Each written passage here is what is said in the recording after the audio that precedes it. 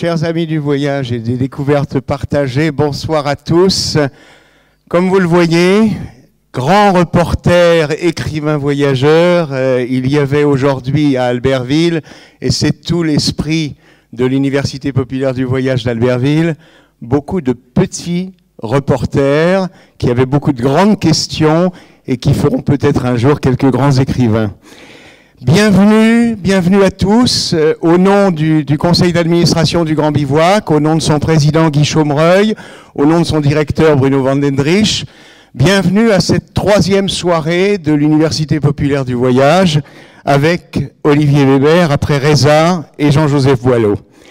Alors, je salue évidemment un public qui nous fait un cadeau énorme, une salle pleine plusieurs fois de suite, cette fois encore.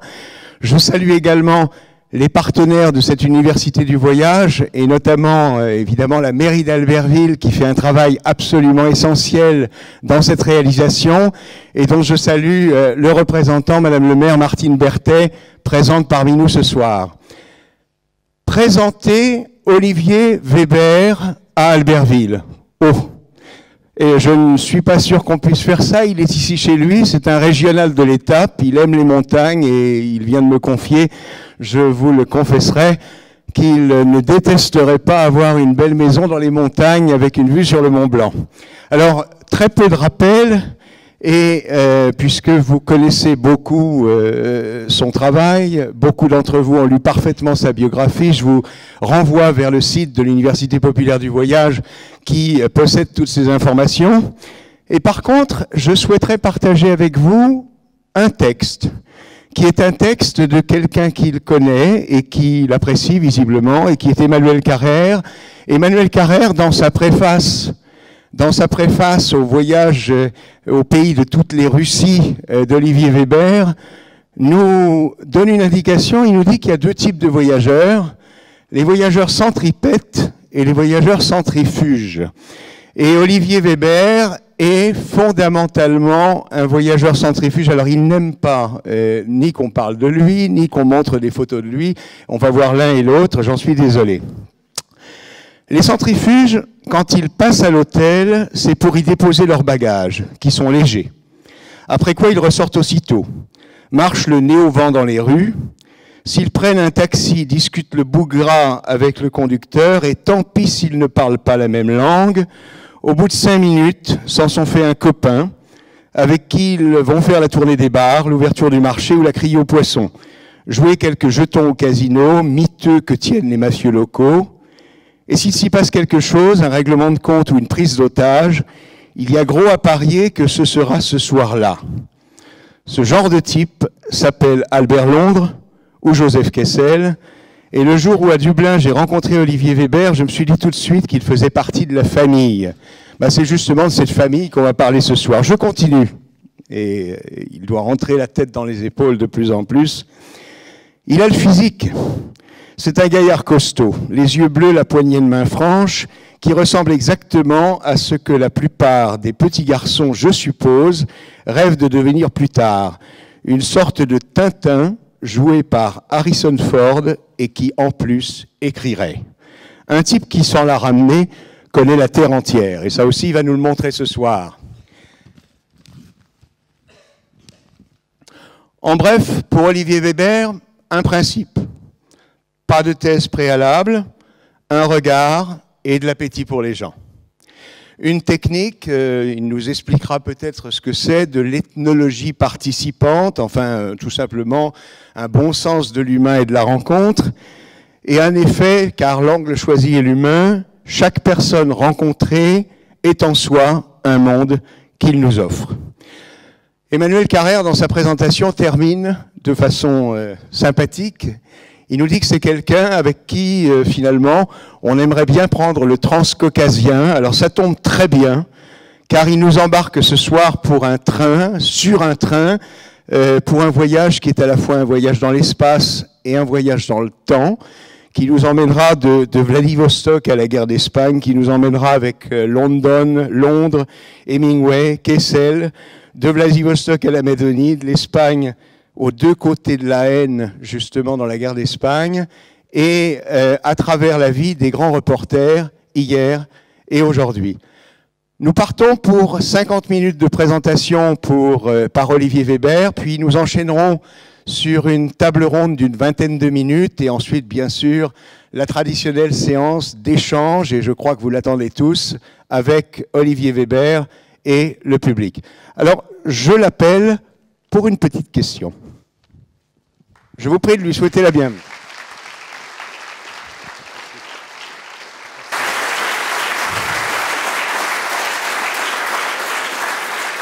Juste la petite question, Olivier, puisqu'on parlait des petits garçons qui parmi nous, ou des grands garçons qui auraient peut-être rêvé de devenir un jour quelqu'un comme vous. Il y a peut-être un certain nombre de résidents de la Villa Marco Polo qui sont dans le même cas. Moi, je m'adresse aux petits garçons que vous étiez auparavant. Il y en avait quelques-uns dans les jeunes journalistes qui vous interrogeaient cet après-midi. C'était quoi les rêves de ce petit garçon? C'était Michel Strogoff? C'était Tintin? C'était quoi? Je suis un peu gêné d'avoir la présentation, merci. Et bonsoir à toutes et à tous. Je suis vraiment très heureux de revenir dans cette salle après quelques mois, après le Grand Bivouac.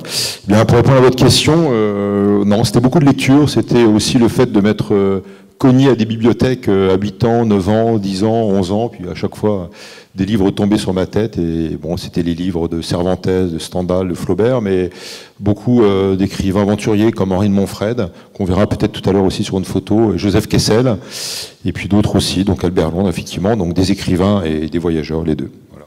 Bon, alors, vous êtes prêts? On monte dans le train? On y va.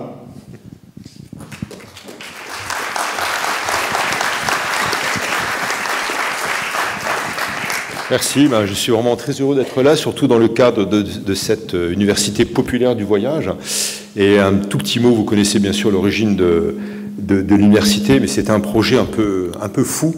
Et vraiment, je tiens à saluer toute l'équipe du Grand Bivouac. Alors, je ne vais pas tous les citer parce que j'en oublierai évidemment beaucoup, mais c'est l'équipe autour de Guy de Chaumereuil, de Bruno Van der Drijs, de Jean-Sébastien, de Fabrice, et toutes les équipes des bénévoles, à la fois du Grand Bivouac et puis de cette manifestation, et bien sûr qui a donné lieu à cette autre belle création qui s'appelle la Villa Marco Polo, avec les résidents qui sont parmi nous. Donc voilà, on y croyait très fort, et en même temps on se disait, bon, on n'est pas au bout de nos peines. En tout cas, ça fait vraiment très très plaisir, c'est émouvant de voir que ça marche, et puis que les poloistes, les résidents, les lauréats en fait de cette bourse sont très motivés avec des beaux projets. Donc voilà. Eh bien, je vais vous emmener dans ce train, comme disait Éric Rousseau, des écrivains voyageurs, des grands reporters, qui est une aventure assez récente, puisque c'est l'aventure du livre, mais du livre d'actualité, du livre de récit, du grand reportage, tout ça est un peu mélangé dans des formes littéraires assez complexes et en même temps assez ouvertes, puisqu'il n'y a pas vraiment de frontières pour moi entre ces différents genres. Et finalement, les grands frères de cette profession, on voit leurs noms affichés en bas: Jack London, Albert Londres, Ernest Hemingway, Joseph Kessel, Lucien Baudard, et bien sûr et tant d'autres, mais on a pris certaines figures emblématiques qui ont beaucoup d'aura encore aujourd'hui, puisque par exemple, on va bientôt remettre dans un mois le meilleur prix de la profession, de la presse francophone même, qui est l'équivalent du Pulitzer dans cette zone des pays francophones, qui est le prix Albert Londres. Et voilà, donc c'est très très important que de continuer à pérenniser ce prix, qui existe dans deux versions, le prix audiovisuel et le prix de l'écrit. Et l'un des premiers grands reporters, avant même Albert Londres, c'est Jack London, l'autre Londres, qui était un écrivain aventurier qu'on connaît, qui est né en 1876 et qui a fait toutes sortes de professions, qui a été pêcheur d'huîtres, qui a été marin, qui a été chercheur d'or, qui était voyou, bien que ce ne soit pas une profession, mais en tout cas il adorait les bas-fonds, et qui a été aussi journaliste engagé. Par exemple, quand je dis correspondant de guerre, c'est qu'il a été aussi appelé à découvrir le front de la guerre des Boers, donc en Afrique du Sud en 1903, et puis il fait un petit détour depuis la côte est américaine par Londres, et dans la ville de Londres, il s'enferme, et pendant 3 mois, il va décrire les bas-fonds, comment vivent les clochards, les futurs SDF, qu'on n'appelait pas encore sans domicile fixe, mais qui étaient déjà homeless, sans maison en tout cas. Et ça va faire le peuple le peuple de l'abîme. Et le regard de Jack London en tant qu'écrivain, ou finalement ancien garçon des rues, parce que c'est homme d'origine très très modeste, qui a fait des études à San Francisco tout en travaillant, eh bien c'est un regard merveilleux parce que, évidemment, il connaît la réalité sociale au plus près. Donc je disais marin, là c'est un des bateaux de Jack London, qui était donc pêcheur d'huîtres, et ça va énormément le servir pour être correspondant de guerre à l'âge de 28 ans. On est en 1904, pendant la guerre russo-japonaise qui a fait 150 000 morts, mais qui était surtout une sorte de préfiguration de la grande guerre, de la guerre mondiale de 1914, que c'était déjà donc une boucherie. Et lui s'embarque sur plusieurs bateaux, le Siberia et ensuite le Yokohama, part sur ce front d'une guerre entre deux empires, qui était l'empire tsariste russe, c'est encore le tsar à l'époque qui était au pouvoir en Russie, et l'empire nippon, l'empire japonais. Et donc il va sur la ligne de front, il passe par la Corée dans des conditions épouvantables. C'était quelqu'un à 28 ans d'extrêmement tenace, de têtu, d'obsédé même, pour rapporter des dépêches, pour aller au plus près de l'actualité, et qui va décrire dans ses articles, dans ses reportages, pour le San Francisco Chronicle, qui appartenait au célèbre Hearst, bien connu des cinéphiles, puisque ça a donné lieu à ce film magnifique d'Orson Welles qui s'appelle Citizen Kane. Et donc Jack London travaillait pour lui.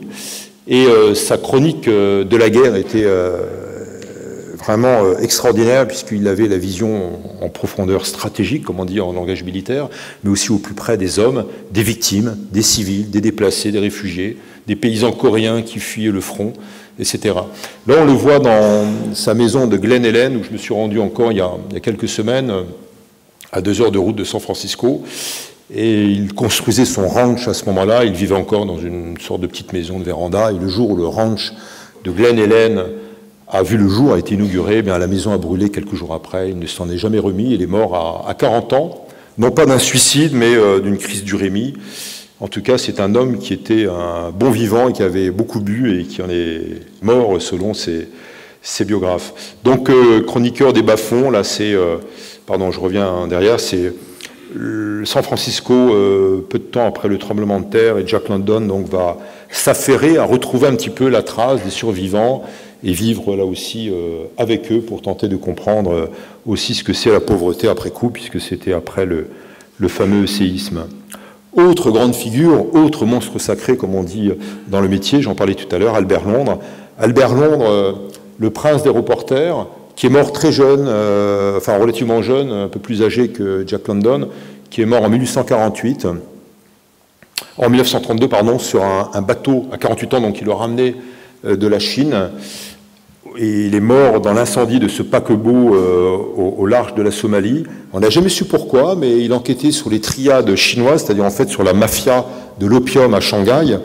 Et certains biographes ont dit que les mafias avaient placé des agents à bord, donc suicidaires, pour faire couler le bateau avec Albert Londres, qui était porteur de dépêches extrêmement dangereuses pour les mafias de Chine. Mais alors Albert Londres, c'était aussi quelqu'un qui aimait enquêter en France, et pour moi c'est très important de dire que même si on parle plutôt de grands reporters ou de grands reportages, il n'y a pas de grands ou de petits reporters, il n'y a pas de grands ou de petits reportages, il y a du journalisme, il y a du reportage, et il faut aller quelquefois voir la réalité très près de chez soi, en banlieue, dans nos villes, dans nos campagnes, dans des arrière-cours de restaurants, voir des plongeurs qui font la vaisselle, quelquefois des sans-papiers.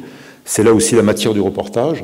Et lui, Albert Londres, se délectait justement de prendre les pouvoirs à contre-pied, les critiquer, sur des institutions qu'il dénonçait, comme les asiles psychiatriques de l'époque, des années 20, des années 30, et puis le bagne, puisque c'est lui qui a, à travers une série de reportages pour Le Matin, mais aussi à travers ce livre, Au bagne, dont on voit l'une des premières éditions, il a dénoncé donc le fameux bagne de Cayenne, donc en Guyane, qui, grâce à lui, c'est un des rares exemples de la puissance, de l'impact de reportages, d'articles, donc qui a pu contribuer à fermer ce bagne donc à Cayenne quelques années plus tard, après l'avoir dénoncé. Voilà à quoi ressemblaient les unes de l'époque avec les papiers d'Albert Londres quand il était dans les Balkans. Pendant la guerre et après la guerre 14-18, il mettait quelquefois 3 semaines pour ramener ses dépêches, ses articles donc à Dodan. Et quand il était en Cochinchine, donc l'actuel Vietnam, il mettait 3 mois à bord de son bateau des messageries maritimes donc pour ramener les dépêches à bon port. Alors il avait une phrase extraordinaire qui était de dire, et vraiment c'est une phrase fétiche pour nous tous, notre métier n'est pas de faire plaisir non plus que de faire du tort, il est de porter la plume dans la plaie. Et au prix Albert Londres, qu'on va remettre cette année en France, que tous les ans on part sur les traces d'Albert Londres, et cette année, donc le mois prochain, ça sera à Bordeaux. On a toute une série de débats qui s'intitule donc La plume dans la plaie. On parlera cette année de la violence faite aux femmes en Afrique, on va parler et du viol comme instrument de guerre aussi en Syrie, on parlera de la guerre en Syrie, on parlera de la Chine, et tout cela en honneur d'Albert Londres. Il avait également, avant de passer à Hemingway, une autre très belle phrase, c'est qu'un jour il est convoqué par son rédacteur en chef du Matin, et qui lui dit « Monsieur Albert Londres, votre papier ne me convient pas, vous n'êtes pas dans la ligne du journal. » Vous savez ce que répond Albert Londres? Il dit « Sachez, monsieur le rédacteur en chef, que le journaliste n'a qu'une seule ligne, c'est celle du chemin de fer. » Il s'est retourné, il a claqué la porte, il a démissionné. Voilà, c'est très beau. Et c'est tout Albert Londres, donc évidemment, qui tenait beaucoup à cet orgueil, cette fierté plutôt de journaliste, qui était de ne pas se faire imposer une censure et encore moins une autocensure. Autre journaliste, romancier, lui, Ernest Hemingway, qui a commencé par le journalisme très tôt au Toronto Star, à 18 ans, et qui est devenu romancier par la suite et qui a décrit le réel complexe, le réel des guerres, le réel des passions, le réel des femmes également, dont il était un grand aficionado, à travers le roman. Et c'est comment Hemingway s'est inspiré des techniques du journalisme pour écrire des romans, et un peu l'inverse aussi, comment il s'est inspiré, sans travestir la réalité, des techniques du roman pour écrire des articles assez longs. Et Hemingway était frappé, c'est un euphémisme, vraiment choqué par la Première Guerre mondiale, où il a servi comme brancardier. Il était blessé sur le front italien, lui, volontaire américain. Il n'avait pas le droit de servir, mais il a un petit peu menti sur son âge. Et donc, il était blessé. Et de cette aventure, donc il va tomber amoureux de son infirmière qui le soigne en Italie, et il va en faire un roman. Ça va être le début d'une longue série de romans. Il va plus ou moins quitter le journalisme pour y revenir ensuite, et surtout couvrir certaines guerres. Donc là, on le voit blessé au retour, il est en convalescence en Italie, au retour du front italien. Il est allé vraiment au plus près, il était blessé dans le dos et aux jambes, en portant secours donc, sur la ligne de front. Et Hemingway était aussi, il faut le dire, un mythomane. Comme le biographe de Malraux, Olivier Todd, disait de Malraux qu'il était un mythomane créateur et créatif.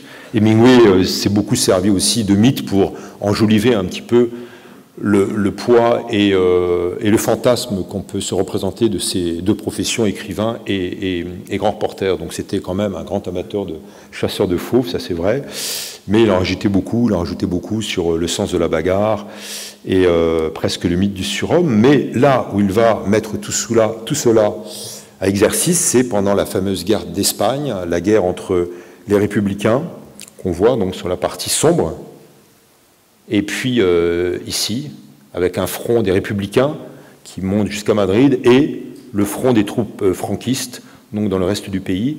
Et lui, Hemingway, va être non seulement journaliste pour la presse américaine, mais aussi, en fait, pour une agence de presse américaine, s'appelle la NANA. Ne rigolez pas, c'est la North American Alliance. Et donc il va envoyer des dépêches, mais il va devenir presque un militant de la cause républicaine, il va s'impliquer. Alors après, il y a tout le débat, est-ce qu'on reste témoin quand on est journaliste, ou est-ce qu'on est acteur, quitte à prendre les armes?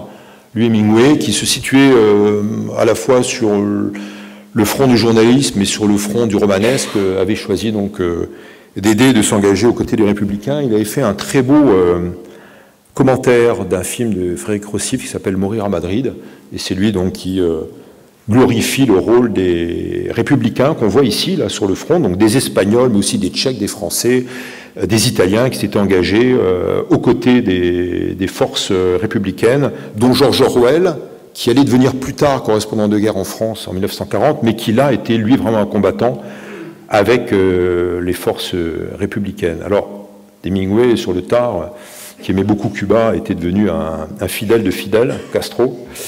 Et on ne saura jamais quelle est la part la plus importante à accorder. Est-ce que, encore une fois, c'est le journalisme ou est-ce que c'est le romancier? Mais il a vraiment joué sur les deux tableaux. Autre figure qui est née un an plus tôt que Hemingway. Hemingway est né en 1899, il s'est suicidé dans les années 60, peu de temps après avoir reçu le prix Nobel pour Le vieil homme et la mer.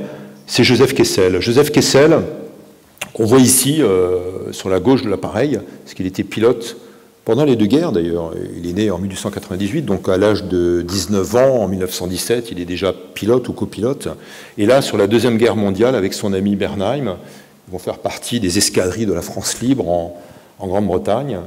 Et d'ailleurs, pour l'anecdote, quand il arrive, il est exfiltré du sud de la France, à Cannes, puisque les résistants lui disent, en 1943, attention, tu es juif, tu es recherché par les nazis, il faut que tu files au plus vite. Il passe par Perpignan, il arrive en Espagne, il arrive à Alger, puis il prend l'avion pour aller à Londres, et puis à Londres, il tombe sur un général qui s'appelle Général de Gaulle, et qui lui dit, écoutez, monsieur Kessel, j'ai lu vos livres, vous allez me faire un roman sur la résistance française. Et Kessel en fait un livre magnifique, un roman, qui s'appelle L'Armée des Ombres, qui va être connu surtout pour être un film de Melville, mais en fait, il en fera une description pas du tout manichéenne des résistants très positifs contre les collaborateurs très négatifs, etc. Il en fait un roman très mélangé en disant mais il y a des traîtres partout, il y a aussi des sacrifiés dans la résistance de la part des forces britanniques qui ont intérêt à faire passer des informations du côté des Allemands. Et c'était très courageux d'avoir fait ce livre, qui est une sorte de reportage aussi, parce que lui, ayant été dans la résistance à Cannes et à Nice, connaissait la résistance au plus près. Kessel était lui aussi un correspondant de guerre. Il va se rendre également sur le front de la guerre d'Espagne. Ça, c'est une photo très célèbre du reporter de guerre Robert Capa, qui va mourir quelques années plus tard. Ça, c'est une photo donc prise dans les années 37. Et Robert Capa mourra bêtement, on va dire, comme souvent, sur le front en 1954, dans la guerre d'Indochine, avec un journaliste qu'on verra un peu plus tard, Lucien Baudard, en étant en Indochine, donc sur un camion, et en allant faire ses besoins donc à quelques mètres du camion, il saute sur une mine, et c'est la mort d'un correspondant de guerre dans toute son absurdité. Et donc Kessel se rend lui aussi sur le front républicain, mais il arrive un peu tard, et c'était sa grande jalousie, en tout cas son grand regret, que de ne pas avoir été là avec Hemingway. Et puis il arrive au bar, un des bars, le bar du Florida à Madrid, et il voit attabler au bar donc Malraux et Hemingway qui se moquent un peu de lui, et Kessel ne s'en est jamais remis. Mais c'était un correspondant de guerre incroyable sur le front républicain, mais aussi un peu partout, en Afghanistan, en Birmanie. Il a couvert une quinzaine de guerres, et lui aussi en a tiré des romans, se disant finalement que la portée du reportage était limitée, non pas auprès du public, mais à partir du matériau qu'on peut reconstituer, qu'on peut récolter sur le terrain. Il était tellement frustré, si je puis dire, qu'il en a fait finalement des reportages de 300, de 400, de 500 pages, certes écrits très rapidement, puisqu'en moyenne, Kessel écrivait des livres entre 15 jours et 3 semaines, parce qu'il avait beaucoup de dépenses. Il entretenait une suite à l'hôtel Royal Monceau à Paris, où il écrivait, mais surtout qui était une garçonnière de luxe pour ses maîtresses, qu'il a entretenu jusqu'à la fin de sa vie. Donc en fait, il écrivait un livre, faisait un documentaire, il faisait des articles, et, exception, un livre magnifique qui nous a, pour beaucoup d'entre nous, impressionnés, qui est Les Cavaliers, en Afghanistan, qu'il a écrit, qu'il a mis 7 ans à écrire, qui a été publié en 1967, il avait donc 69 ans, et c'est vraiment un pays qu'il a énormément marqué, je pense parce qu'il lui rappelait les steppes de son enfance. Il est né en Argentine, mais il a été éduqué en Oural, donc en Russie avec son père, qui était médecin russe. Autre monstre sacré, Lucien Baudard, appelé Lulu le Chinois, qui est né en 1914 en Chine, d'un père diplomate, consul de France, et qui devient reporter assez vite après la guerre, après avoir fait Sciences Po, et qui est une sorte de pachyderme, comme disent ses biographes, assez blasé. Là, on le voit avec un général français pendant la guerre d'Indochine, qui est le général Delattre, qui était le haut-commissaire en fait en Indochine. Et les militaires aimaient et détestaient Lucien Baudard. L'un d'entre eux, qui s'appelle le général Salan, qui est assez connu parce qu'il va s'illustrer en Algérie en faisant un putsch contre De Gaulle, disait de Baudard, chez Baudard, rien n'est exact, mais tout est vrai. Alors pourquoi? Parce qu'évidemment, quelquefois il se trompait, ça allait vite. François, qui était son journal, qui était aussi celui de Kessel et qui allait être celui de Philippe Labro, demandait jusqu'à 7 éditions par jour, donc il avait du mal à aller sur le front, voir les forces françaises ou le Viet Minh, donc l'ennemi de l'armée française à l'époque, et revenir à temps pour le papier. Donc il s'attablait très souvent à bar, il faisait parler les militaires ou les confrères journalistes. Mais en tout cas, c'est lui qui, pendant cette guerre de 46 à 54, avait prédit la chute de l'Indochine, puisqu'il avait une vision aussi de l'arrière-cour de l'Indochine, qui était donc la Chine, avec l'arrivée en particulier de Mao au pouvoir, et avait prédit aussi la chute de l'empire colonial français sur l'Algérie, etc. Donc évidemment, les militaires le pressentaient aussi, mais le détestaient d'autant plus.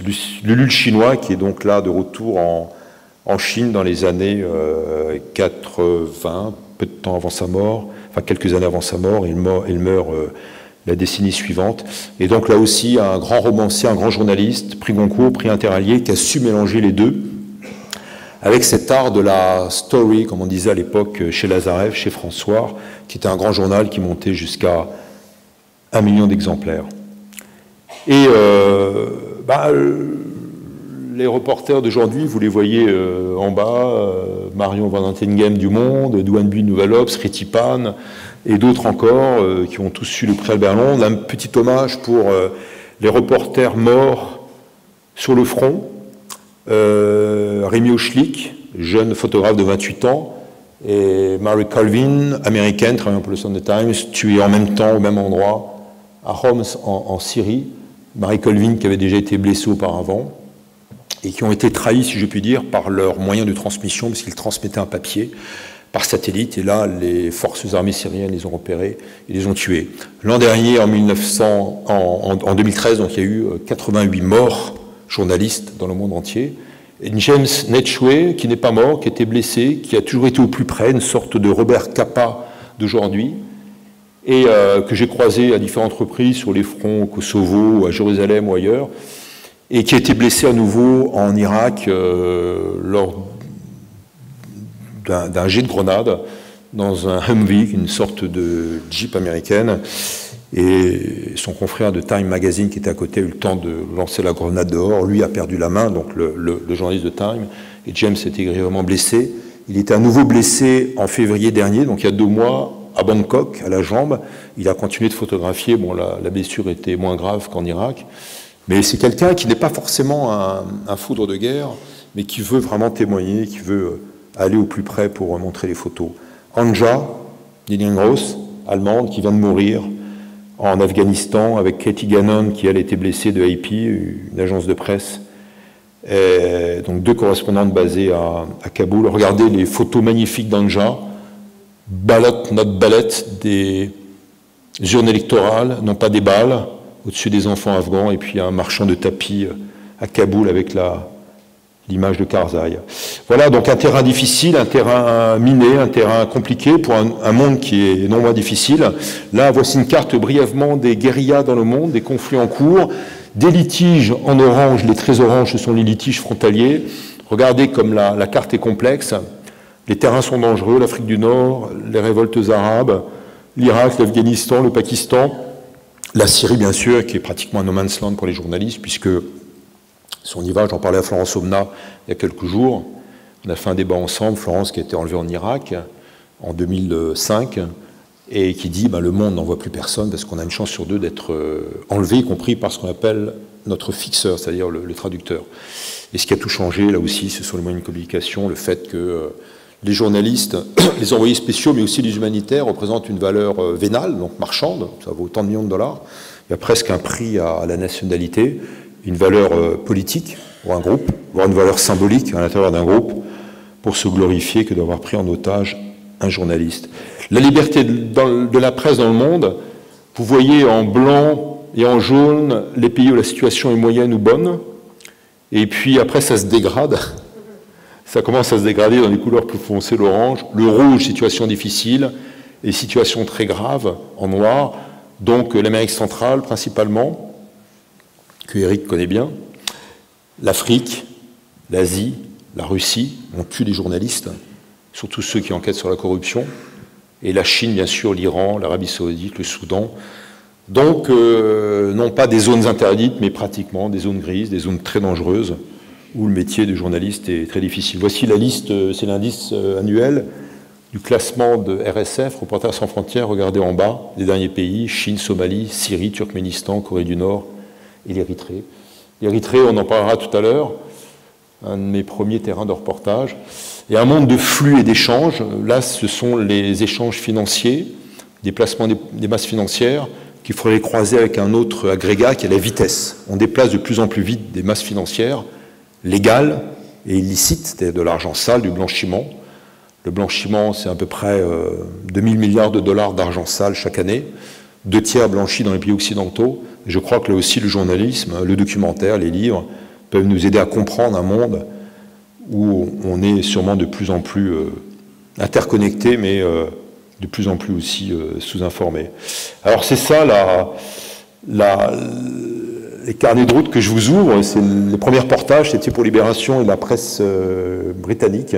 Enfin, parmi les premiers reportages, l'Érythrée, qui pour moi était une zone un peu mythique, parce que la mer Rouge, l'Éthiopie, le Soudan, pays par lequel je suis passé, plus vieille guérilla d'Afrique, 30 ans, 300 000 morts, guérilla marxiste qui se battait contre l'Éthiopie, et 2 dirigeants, on voit bien là la carte, donc l'Érythrée étant au nord ici, voilà, l'accès à la mer Rouge, et l'Éthiopie en dessous, qui est l'ancien empire d'Abyssinie du Négus, Haïlé Sélassié.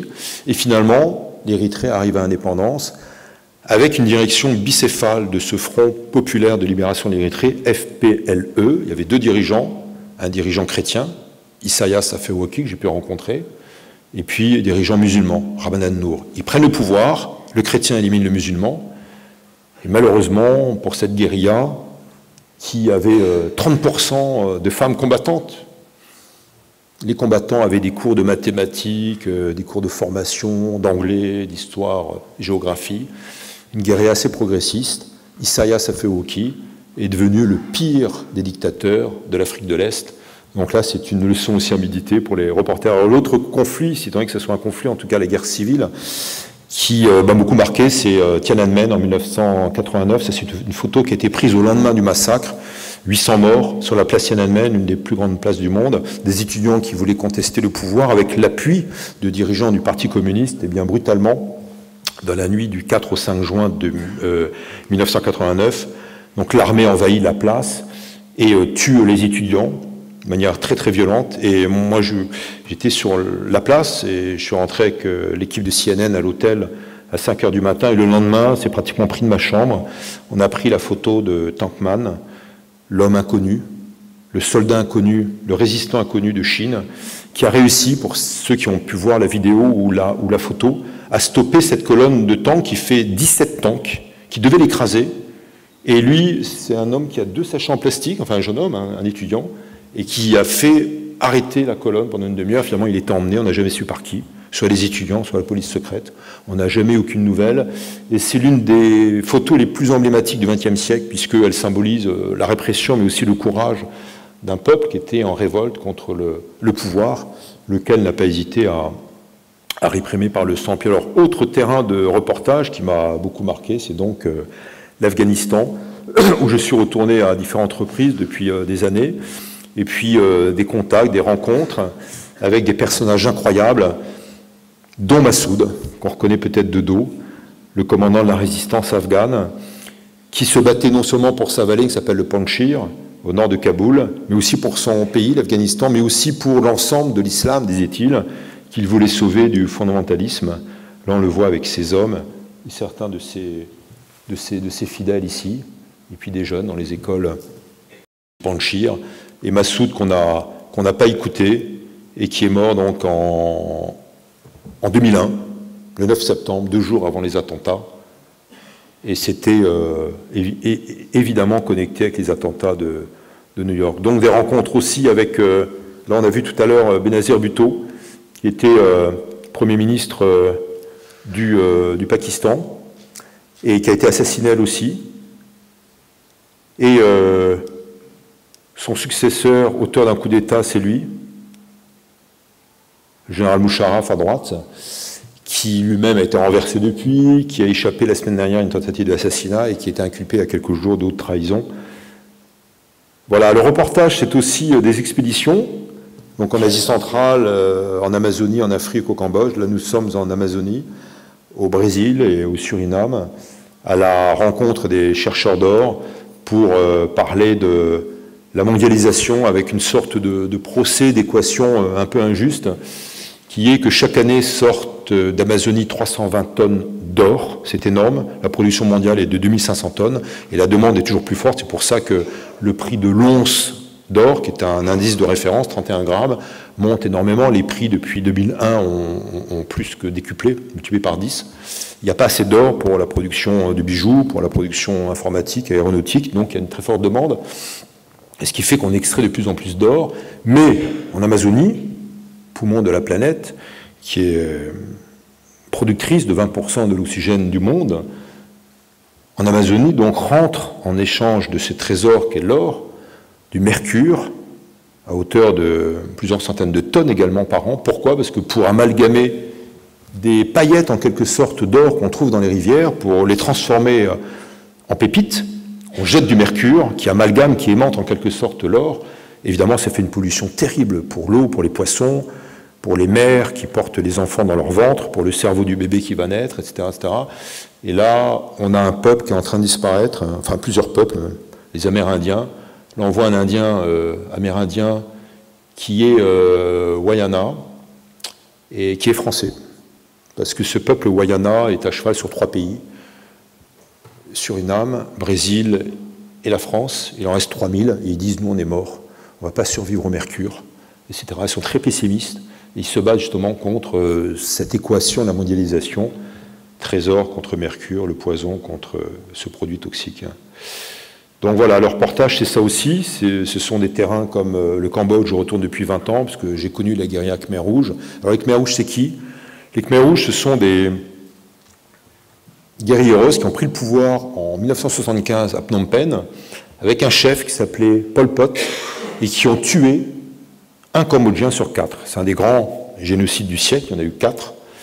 Et il y a eu un procès spécial, et non pas international, à Phnom Penh, qui continue. On juge 5 Khmer Rouges, et 2000 courent toujours, y compris dans une région que je connais bien, qui est la région de Pailin, la chaîne des Cardamone, où il y a 2000 Khmer Rouges qui sont dans la prostitution, donc qui sont macros de bordel, eux qui avaient interdit et puni même de peine de mort les relations sexuelles hors mariage, qui sont dans les casinos clandestins et le blanchiment de l'argent sale, eux qui avaient, et c'est une hérésie en économie, interdit la monnaie, ils avaient banni la monnaie. Je ne connais pas, en étant économiste de formation, d'autres exemples de pouvoir ou de régime qui, lorsqu'il arrive au pouvoir, abolit une monnaie. On n'a pas intérêt à bannir une monnaie, c'est illogique. Ils ont aboli la monnaie à l'époque, pendant 3 ans, donc jusqu'en 1979, et maintenant sont dans le blanchiment de l'argent sale, et troisièmement, dans le rubis.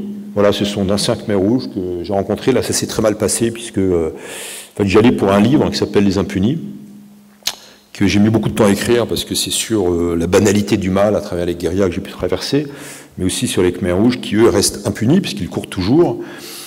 Et en même temps, pour un documentaire pour France 2, et avec mon caméraman, on était dans l'enclave des Khmer Rouges, on était convoqués, amené Manu Militari dans une garnison, on nous a fait effacer une cassette. Et heureusement, on avait 23 heures de rush, je rappelle les rushs, c'est les cassettes, et on a réussi à magouiller, on va dire, pour faire effacer la mauvaise cassette. Et l'interview courait sur la 23e cassette, on a pu préserver donc la majorité de l'interview, où les Khmer Rouges expliquent leur trafic, etc. Et voilà, le 3e trafic ici, qui est le trafic du rubis, la récolte du rubis dans les rivières, qui permet aux Khmer Rouges de pérenniser leur conflit. Là, je suis avec les trafiquants de rubis.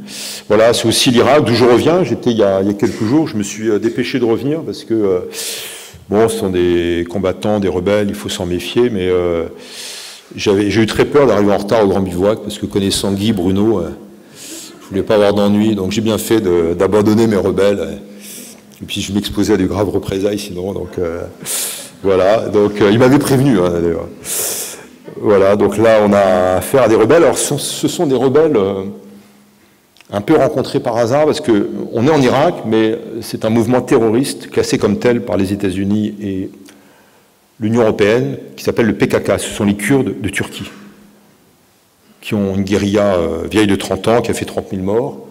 Et quand on tue là-bas, ce qu'on appelle les collaborateurs de l'État turc, ce sont des Kurdes travaillant en Turquie pour l'État turc, ce pas des instituteurs, ce pas des infirmières, des employés de mairie, on tue non seulement la personne en question, mais sa femme ou son mari, le grand-père, la grand-mère, les enfants. C'était une guérilla assez féroce. Et ça fait des années que je l'ai recherché. Et par des contacts divers et variés, je suis tombé sur nos amis du PKK. Voilà, là, je suis à la frontière iranienne.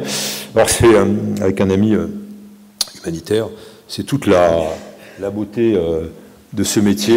Je devais m'arrêter 5 minutes dans ce village, et puis je me suis arrêté toute une journée avec un paysan qui fait du miel maintenant, et qui est un ancien rebelle kurde, anti-Saddam Hussein, donc, que je ne connaissais pas, et qui nous a raconté sa vie pendant toute la journée. Et là, les gravats qu'on voit, c'est parce que de l'autre côté de la route, à gauche, on avait l'ancienne cache du général Barzani, qui était le chef de la rébellion contre Saddam Hussein, qui était entièrement dynamitée par les tanks de Saddam Hussein. Et donc c'est une région qui a payé un lourd tribut à la rébellion. Donc là, on est en Afghanistan avec des guides, on va dire, j'ose pas dire des amis.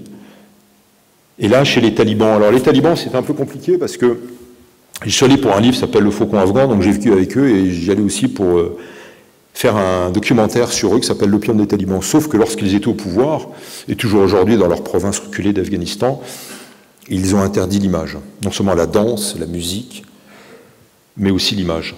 Alors c'était compliqué, donc finalement j'ai caché la caméra avec le caméraman, puis au bout d'une semaine de thé, de discussion, de kebab, on a pu sortir les caméras.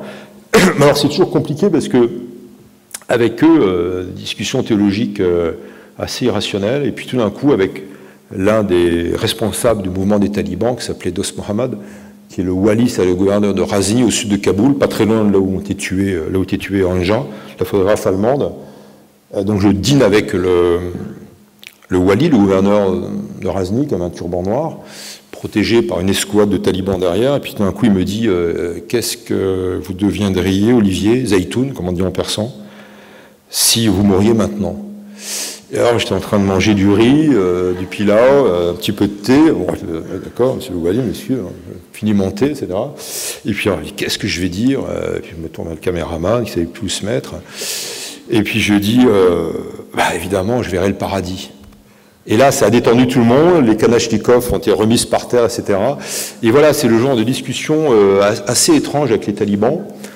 Mais je dirais que c'est encore plus compliqué avec des miliciens qui ont été formés quelquefois dans les pays occidentaux, qu'on appelle les membres d'Al-Qaïda, qui sont quelquefois des médecins, quelquefois des avocats, des ingénieurs, issus de la bourgeoisie du Caire, d'Istanbul ou d'ailleurs, et qui sont membres, non pas de la milice taliban, mais de Al-Qaïda, et là, plus aucune discussion possible, même pas de parole d'homme, totalement irrationnelle. Donc c'est ça aussi, ce maquis. Alors là aussi, autre irrationalité qu'on peut constater dans les voyages au long cours et le reportage, c'est les talibans qui se voulaient un émirat islamique le plus pur au monde, étaient totalement impliqués dans une culture, je ne sais pas si vous reconnaissez ces gentils coquelicots, le pavot à opium, qu'on incise avec une sorte de griffe, avec des lames de rasoir, qui permet donc de récolter un suc, une sorte de pâte à modeler qu'on appelle l'opium, qui permet de produire l'héroïne. Donc un champ, un hectare, ça fait de djérib, donc ça fait à peu près 45 kilos d'opium, multiplié par au prix d'aujourd'hui, c'est... enfin, je n'ai pas consulté la bourse de Wall Street, mais on doit être à 400 $ le kilo. Donc ça fait quand même pas mal à l'hectare, et il faut 10 kilos d'opium pour un kilo d'héroïne. Donc moi j'ai eu des discussions incroyables avec les mollahs, les talibans, parce que je vivais chez les ministres. Et, alors, il y avait deux camps, il y avait des mollahs qui disaient oui, mais de toute façon ça devrait être interdit, parce que tout ce qui détourne l'homme de la prière doit être interdit. Puis d'autres mollahs beaucoup plus pernicieux disaient mais non, pas du tout interdit, pas du tout haram, comme on dit en arabe et en persan, parce que dans le Coran, c'est pas marqué LSD ou ecstasy, et pour cause. Il parlait questions de chanvre indien et d'alcool. Donc c'est assez hypocrite de leur part. Bon, ils ont fini par faire une fatwa en mars 2001 qui punissait de peine de mort les cultivateurs d'opium. Et après le 11 septembre 2001, tout le monde s'est mis à replanter. Et je le dis honnêtement aussi du côté de Massoud. Pas Massoud, qui était mort d'ailleurs, qui n'a jamais voulu entendre parler de la drogue, mais ces hommes. Et moi, ça me coûtait aussi beaucoup que de le dire ou de l'écrire. Mais je le disais à Paris, je me faisais pratiquement pendre un rapproché de bouchers en place publique à Saint-Germain-des-Prés, parce que je disais, mais attention, depuis 1992, les hommes de Massoud, dans le Badakhshan, qui est la base arrière de Panjshir, trafiquent l'opium, etc., etc. Et alors c'est très drôle parce qu'il y a un de ces jeunes gouverneurs de Massoud, qui s'appelait Ziaoula, qui était le sosie du chanteur Cat Stevens, était à 32 ans le gouverneur de la police qui s'occupait justement d'imposer un impôt, de mettre un impôt sur l'opium, sous le nom de la zakat et de l'usher, qui sont les deux taxes musulmanes. Et c'était 10% à la production et 10% au transit en camion. Et c'est très drôle parce que je l'ai revu il y a quelques années en Afghanistan, et devinez ce que fait cet ancien gouverneur commis à la drogue. Il est dirigeant du Croissant Rouge, donc il fait de l'humanitaire. Donc il a un bel univers devant lui. Voilà le genre de personnes qu'on rentre en Afghanistan. Alors là, c'est pour l'anecdote aussi. Mais c'est une saisie de drogue avec Omar, qui est un Afghan travaillant pour l'ONU. Et puis il y a des forces de police qui représentent ici une des 11 unités de la police afghane, qui est l'une des rares qui ne soit pas corrompue. Et ils étaient très fiers, on a fait une opération, de me montrer ce qu'ils avaient saisi, donc de l'opium ici, de l'opium, du hashish. Ici, regardez, alors ça c'est nouveau, et de l'opium, de l'héroïne afghane, là il y a 1 kilo, ça coûte, on va dire, entre 4 000 et 5 000 $. Et à Paris, c'est revendu jusqu'à 1 million d'euros. Parce que c'est coupé, recoupé. Alors ce qui est tout nouveau, ils l'ont fait à la chinoise. Avant c'était du brown sugar, l'héroïne un peu grise, mélangée, etc. Là c'est très pur. Et c'est marqué Made in Afghanistan. Et vous avez la date de fabrication et la date d'expiration 2 ans après. Et au-dessus c'est marqué Afghan Brown, voilà. On est vraiment dans le marketing. C'est comme si on achetait du riz, etc. Alors ils étaient très fiers de montrer. Alors ça évidemment c'est l'acide anhydrique qui permet de transformer l'opium en héroïne. Si vous n'avez pas ça, c'est impossible.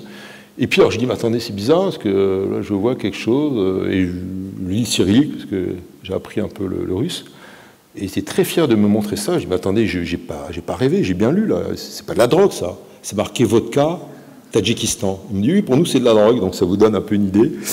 Et il mettait au même rang la vodka, et donc le vin, interdit en Afghanistan et au Pakistan, que bien sûr l'héroïne. Mais malheureusement, l'héroïne continue son marché de mort en Afghanistan, en Iran. J'étais à la frontière donc iranienne il y a peu de temps, je peux vous dire que ça rentre, on passe de 4 000 à 20 000 $ le kilo, les Iraniens ferment les yeux. La société iranienne est l'une des plus addictives au tariaq, en persan, ça veut dire opiacé, mais c'est un euphémisme pour ne pas dire héroïne. Et on a 2,8% de la population iranienne qui est héroïnomane, donc ça veut dire 2 millions de personnes, dont 1 million à Téhéran. Et là, c'est dramatique pour la pérennité, la reproduction, disent les Iraniens, de la société iranienne. Ils disent en 50 ans, on risque d'être mort. Mais les Iraniens ont joué avec le feu et avec l'opium. Et Ali Khamenei, qui est le guide spirituel iranien, lui-même un opiomane de plus de 80 ans. Voilà, là, c'est l'anecdote aussi. On est en Afghanistan toujours, avec des mollahs plus ou moins radicaux. Là, c'est un mollah. Lui, c'est un Pakistanais, soi-disant un ingénieur agronome, je pense que c'était un agent des services. Et là, il y a quelques mollahs et puis des paysans du coin qui demandent aux mollahs de faire le hajj, c'est-à-dire le pèlerinage à la Mecque. Alors en Afghanistan, on est très pauvres. Et vous savez avec quoi le mollah ici, présent, va payer le hajj, il va l'offrir gratuitement aux fidèles, toujours avec l'opium. Donc il a un champ d'opium qui est juste derrière. Donc voilà, là aussi, ça vous donne une idée des contradictions. L'Afghanistan, alors je vous ai montré Massoud tout à l'heure, il a été assassiné le dimanche 9 septembre 2001, donc 2 jours avant le 11 septembre. On l'a enterré, moi j'étais là par hasard, parce que j'arrivais pour à la fois un article et lui remettre les épreuves d'un livre qui s'appelle Le Faucon Afghan, et pour faire témoigner en France et en Europe des femmes afghanes. Donc le problème, c'est que les talibans étaient encore au pouvoir à Kaboul, donc on a fait venir clandestinement des femmes de Kaboul, et j'avais des vrais faux passeports français que le Quai d'Orsay m'avait donnés, diplomatiques. Et c'est Hubert Védrine, l'actuel ministre des Affaires étrangères, qui m'avait donné ces passeports que j'ai mis à mon nom, comme des passeports des réfugiés politiques. J'ai mis leur nom à la main avec des photos de Polaroid sur place. Et Massoud est mort, et là, c'est le jour de son enterrement, donc après le 9 septembre. Donc voilà, un pays très attachant, mais il faut s'en méfier. Alors, le reportage, ce sont aussi des expéditions, j'en parlais tout à l'heure, en l'occurrence au Cambodge ou au Vietnam en mer de Chine, compris avec des pirates. puisque l'idée c'était de retrouver aussi des membres de la piraterie maritime, qui est devenu quasiment industriel dans le détroit de Malacca, donc c'est grosso modo au large de l'Indonésie, de Singapour, la Thaïlande et de la Malaisie, et de plus en plus donc au large de la Somalie. Là, je suis en Inde avec des Sikhs. Là, c'est le cap Comorin, qui est magnifique, c'est la pointe extrême du sud de l'Inde, là où les cendres du Mahatma Gandhi, l'apôtre de la non-violence, ont été dispersées. Et c'est le cap le plus au sud, Kanyakumari voulant dire le cap de la jeune fille. Mais ce n'est pas elle. Et voilà, je me suis retrouvé un jour, c'est assez étrange, là, à Tanger, avec mon caméraman pour un documentaire, au bout de l'Afrique, avec le rivage espagnol de l'autre côté qui fait rêver énormément d'Africains. Et puis le lendemain, la fin du tournage, donc là je suis en Afrique du Sud, à l'extrême sud donc, du continent noir, à Pretoria, près de Johannesburg, et ensuite dans le ghetto de Soweto ici, avec des guérisseurs et des blancs, et des confrontations verbales, mais très amicales néanmoins. Là, il y a quelques jours, avec Barham Saleh, qui est l'ancien vice-premier ministre irakien, un terrain compliqué. Puis là, le président d'un autre pays, d'un autre Irak, un Irak bis qui ne dit pas son nom, qui est l'enclave autonome au nord de l'Irak, qui s'appelle le Kurdistan, et lui, c'est le chef rebelle du Kurdistan, que j'ai rencontré dans les maquis il y a 20 ans, et voilà, on se revoit régulièrement. Et personnage secret, rebelle dans l'âme, donc qui a créé une sorte d'Irak bis pour les Kurdes, et qui vient de découvrir beaucoup de pétrole, donc qui est à la tête d'une enclave richissime, et néanmoins est peut-être beaucoup corrompu. Là, on retombe avec les rebelles d'Irak, il y a quelques jours. Voilà, ce sont des rencontres étonnantes. Alors, dans les carnets de route d'un grand reporter, il y a des rencontres étonnantes et des personnages qui marquent, qu'ils sont engagés politiquement ou religieusement. Et là, vous connaissez tous The Lady, comme dit Luc Besson, donc la dame de Rangoon, Aung San Suu Kyi, que j'ai rencontrée clandestinement à Rangoon lorsqu'elle était encore en résidence surveillée, et qui est devenue donc députée, qui est l'une des figures de proue de l'opposition birmane, prix Nobel de la paix, mais qui est maintenant en coalition avec le gouvernement de transition, et qui marquerait donc la fin de la junte birmane, un personnage d'un courage exemplaire, donc qui a été enfermé pendant des années, fille de l'ancien Premier ministre, donc elle n'a pas été tuée à cause de cela, elle était protégée par ses origines, mais on a tué, emprisonné des centaines, des milliers de militants de la LND, qui est la Ligue nationale de la démocratie, qui est donc son parti qui se bat depuis plus de 20 ans maintenant en Birmanie. Et Massoud, évidemment, qui est une figure marquante, bien qu'il faille rappeler aussi que c'était un chef de guerre, et donc qui est à la tête de milices et de combattants, même s'il avait un idéal qu'il faut défendre, puisqu'il était aussi un visionnaire pour l'Afghanistan, pour le rôle des femmes qu'il défendait, pour les institutions, pour l'école publique, et qui a été tué donc par Al-Qaïda. Et puis le Dalai Lama, qui est un personnage incroyable, d'une grande sensibilité, d'une grande drôlerie, qui sait sortir aussi de sa croyance tibétaine, de son bouddhisme tibétain stricto sensu, pour se mettre à la portée des autres, pour même parler de sexualité, pour parler de plein de choses, de politique. Et c'est un être vraiment qui a beaucoup de charisme aussi par sa portée, par sa simplicité et par sa gentillesse. Donc voilà, c'est ça aussi la vie quotidienne d'un reporter, enfin d'un journaliste. Ce sont des rencontres, des personnages qui marquent l'histoire. On est un peu quand même au centre de l'actualité et au centre de l'histoire immédiate, comme disait Albert Camus, qui définissait ainsi le journalisme. Et en même temps, il faut être très distant avec ces personnages, avec l'actualité du monde, pour mieux la digérer, pour mieux l'intégrer, effectivement, l'analyser, mais aussi pour mieux la restituer, parce que finalement, que sont d'autres, les journalistes, que des passeurs, des transmetteurs d'informations, et ça reste un métier passionnant, bon, périlleux quelquefois, mais c'est un métier que j'ai abandonné quelques années pour être ambassadeur de France, donc aux Nations Unies en particulier, mais j'y suis vite revenu, puisque il y a des drogues qu'on a vues, mais il y a une autre drogue qui s'appelle la passion, et donc je me suis senti obligé de revenir en étant donc auteur de livres, mais aussi journaliste indépendant, et ça reste un très beau métier de proximité. Donc voilà, je voulais vous faire partager cette passion à travers l'historique, mais aussi à travers les rencontres, les anecdotes, dans un métier qui permet aussi de comprendre. Je pense qu'il y a vraiment toute une jeune génération qui émerge, des jeunes journalistes, des apprentis journalistes, des étudiants, des lycéens qui veulent faire ce métier qu'on peut décliner sous d'autres formes. Je pense encore une fois que le roman permet quelquefois de mieux expliquer des conflits ou des situations données, ou la mondialisation, qui n'est pas un village planétaire. Moi, je me bats pour dire qu'on est certes dans la globalisation et la mondialisation, mais pas du tout dans le village planétaire. Il n'y a jamais eu autant de frontières que depuis la chute de la maison URSS en 1991. C'est un géographe, qui est devenu ambassadeur plus tard d'ailleurs, Michel Fouché, qui a calculé que depuis 1991, la production de frontières est égale à 26 000 kilomètres dans le monde. C'est-à-dire on est vraiment dans un monde compliqué, un monde en même temps assez opaque, y compris sur les échanges financiers, un monde où on n'a pas toutes les informations sur la fluidité des masses financières. Et justement, là, je pense qu'il y a tout un champ d'exercice pour le documentaire, pour le roman, pour le récit de voyage, pour le document littéraire, mais aussi pour le grand reportage. Et pour moi, encore une fois, là, par contre, il n'y a pas de frontières. On n'est pas sur la route de la soie qui reste toujours aussi compliquée qu'au temps de Marco Polo. On est dans des gens qui s'interpénètrent.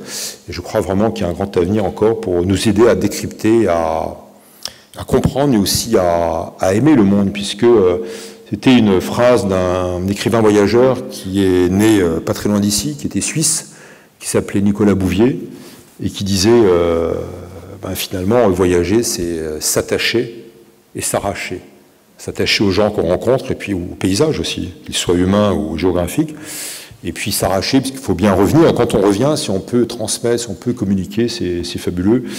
Et lui, il le faisait superbement à travers des livres qui s'appellent Le Poisson Scorpion, qui s'appelle L'Usage du Monde, qu'il a écrit à 25 ans, mais qu'il a publié à 30 ans et quelques, grâce à l'aide d'une autre voyageuse qui s'appelait Ella Maillard.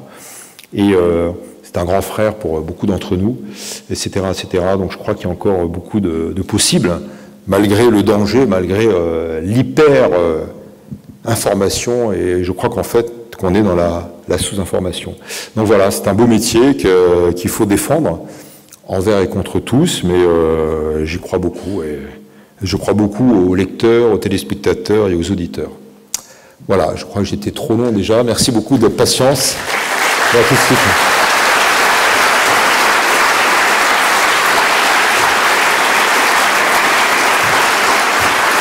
Merci Olivier Weber. On vous avait prévenu un long voyage dans l'espace, dans le temps, voyage passionnant, et le voyage continue dans le Transalbervillois. On va passer au wagon-bar où il n'y a ni la vodka de Kessel ni le whisky d'Hemingway, juste un peu d'eau. Et j'appelle dans le compartiment, alors Olivier, vous pouvez déjà vous y rendre. J'appelle également dans le compartiment du Transalbervillois de ce soir pour une vingtaine de minutes Laurence Veillin du Dauphiné Libéré, un autre partenaire essentiel de l'Université populaire du voyage.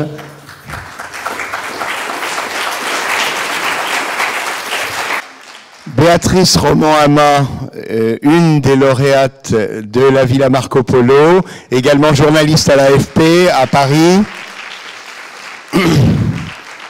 Et puis, last but not least, comme on dit, deux jeunes du lycée Jean Moulin d'Albertville qui se destinent au noble métier de journaliste reporter. Lison et Mathieu.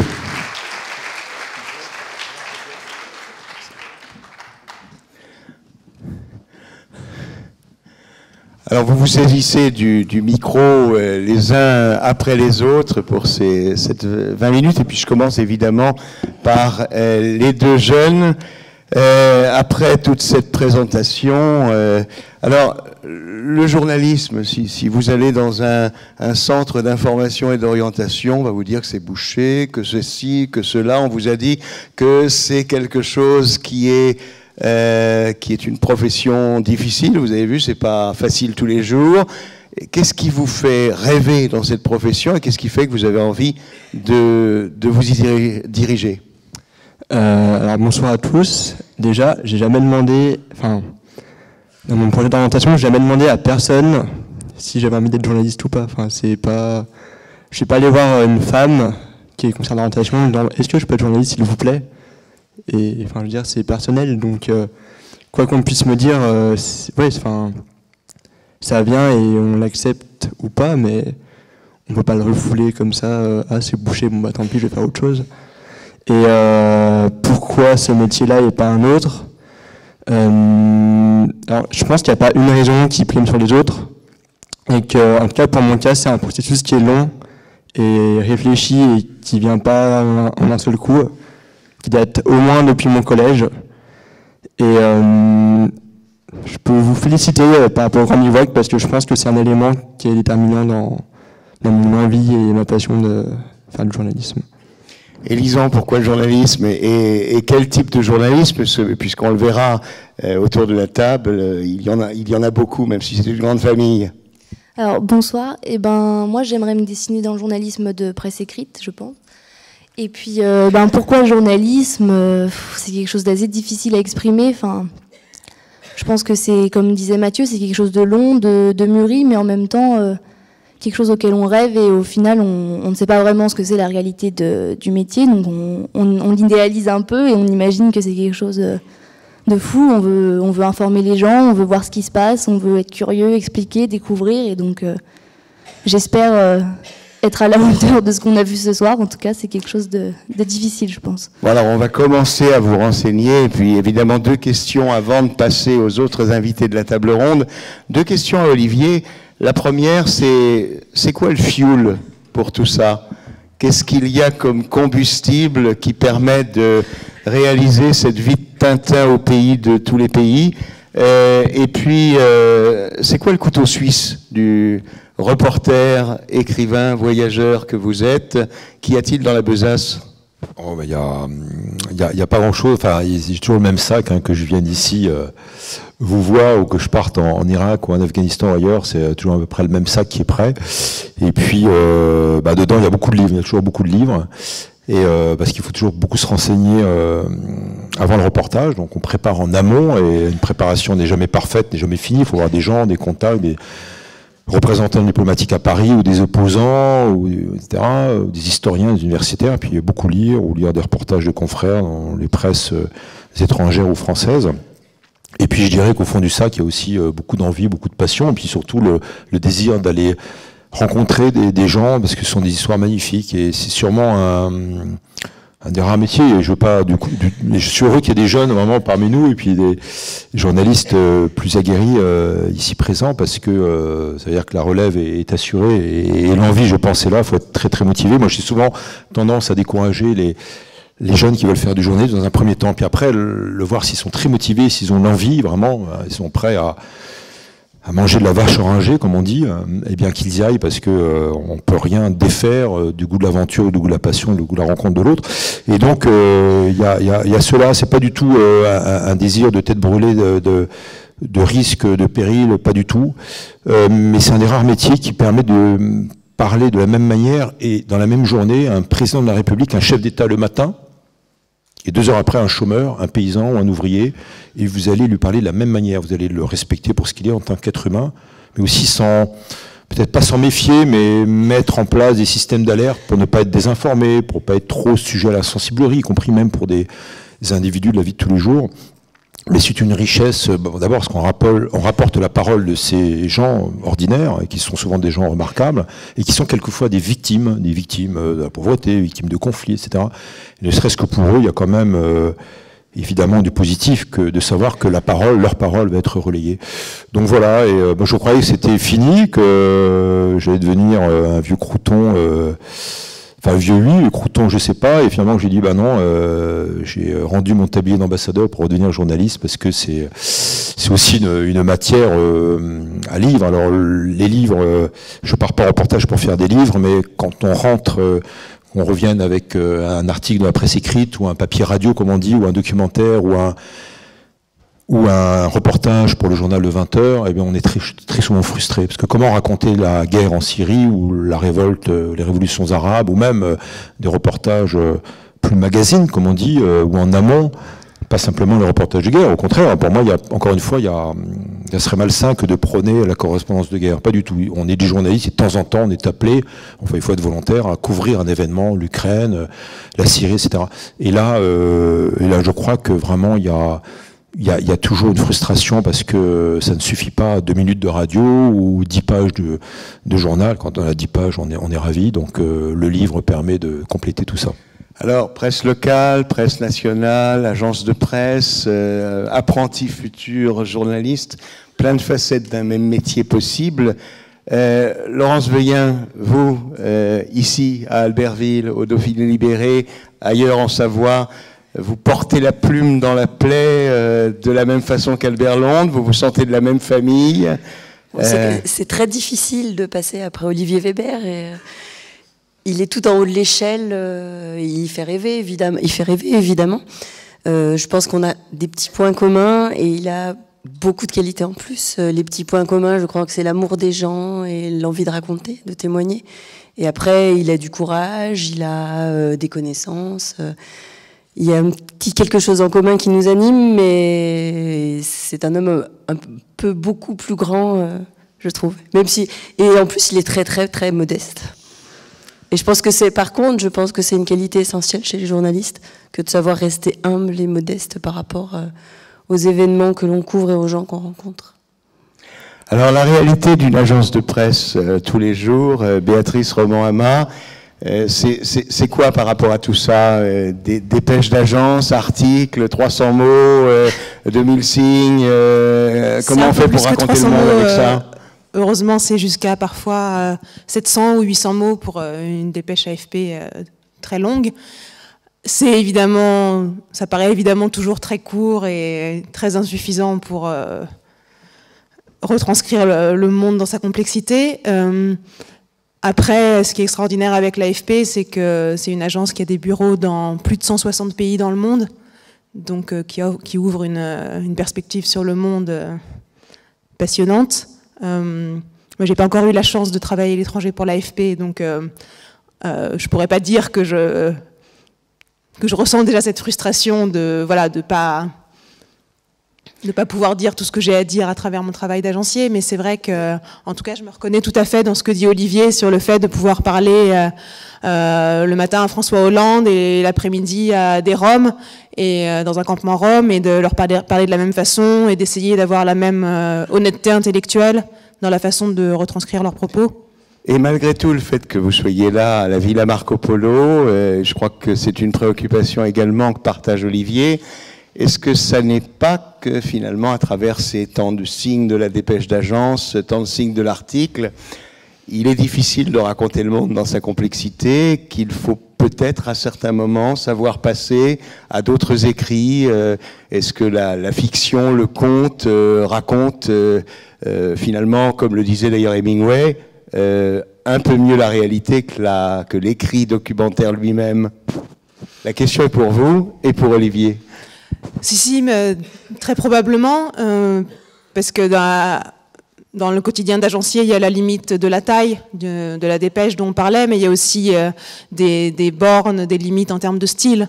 On s'interdit un trop fort lyrisme, une trop grande abondance d'adjectifs, on fait des phrases courtes qui vont à l'essentiel.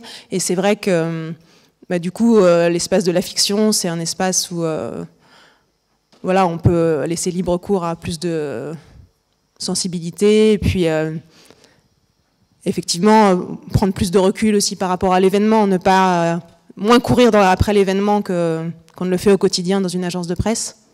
Olivier, le roman sur le commandant Massoud, le dernier roman, est-ce que c'était une manière de raconter une histoire qu'on ne pouvait pas raconter par un écrit documentaire? Oui, alors c'est une drôle d'histoire parce que ça fait des années que je travaille sur l'islam et l'islam de tolérance, le soufisme, etc. Et donc je voulais faire une sorte d'essai, de plaidoyer pour un islam des Lumières qui a vraiment existé et qui existera encore, j'espère, sur cette communauté des croyants de 1,5 milliard d'habitants. Et puis finalement j'ai cherché quel pouvait être le porte-parole de cet islam-là de tolérance, puisque les musulmans disent eux-mêmes qu'ils souffrent de peut-être 1 ou 2% de fanatiques dans leur communauté, et donc 98% restants souffrant de ce fondamentalisme-là. Et je suis tombé sur Massoud, que je connaissais, et donc voilà, j'ai voulu lui rendre hommage, mais c'est surtout l'expression à travers le roman de ce que peut être et de ce qu'a été l'islam, de ce qu'il doit être. Alors c'est d'autant plus probant pour Massoud, puisqu'il a été, à l'âge de 23 ans, frère musulman. Donc, dans les années 75, il y avait une sorte de pré-guérilla dans les montagnes et pour les jeunes étudiants à Kaboul. Et lui était donc frère musulman, donc c'est-à-dire fondamentaliste, et il s'en est acquitté, il a quitté le mouvement. Et donc, il avait une sorte de légitimité aussi à incarner cette transition, cette renaissance sous proportion gardée. Donc voilà, c'était en même temps aussi un hommage au commandant Massoud qui a beaucoup marqué les esprits. Je dis ça encore une fois avec beaucoup de précautions pour pas glorifier un seigneur de guerre, mais c'est vrai que quand il rentrait dans un espace, il y avait une sorte de souffle par sa simplicité, par le sens de la communication, par le fait d'être au plus près des hommes et des femmes aussi, des humanitaires. Une anecdote, c'est que les soviétiques arrivent en Afghanistan le 27 décembre 79, coup d'État, les Spetsnaz arrivent, les troupes spéciales, les parachutistes prennent Kaboul, etc. Et blackout, comme on dit, donc en fait, aucune information sur l'Afghanistan pendant des mois et des mois. Pas de journalistes, on peut pas rentrer, etc. Il y a eu des enlèvements, Jacques Abouchard, etc., de France 2. Et puis, vraiment, il y a des jeunes Françaises qui sont volontaires pour une mission d'une petite organisation, AMI, Aide médicale internationale, dont une qui est de Dijon, Laurence Lemonnier, Capucine de Bretagne. Elles sont à peine diplômées, l'une en gastro, l'autre encore généraliste.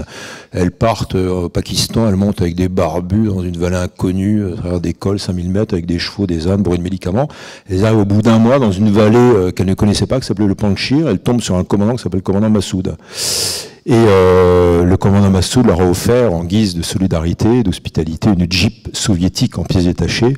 Et ces femmes, elles étaient deux femmes, même sans escorte masculine, sauf les moudjahidines afghans, les résistants afghans, non?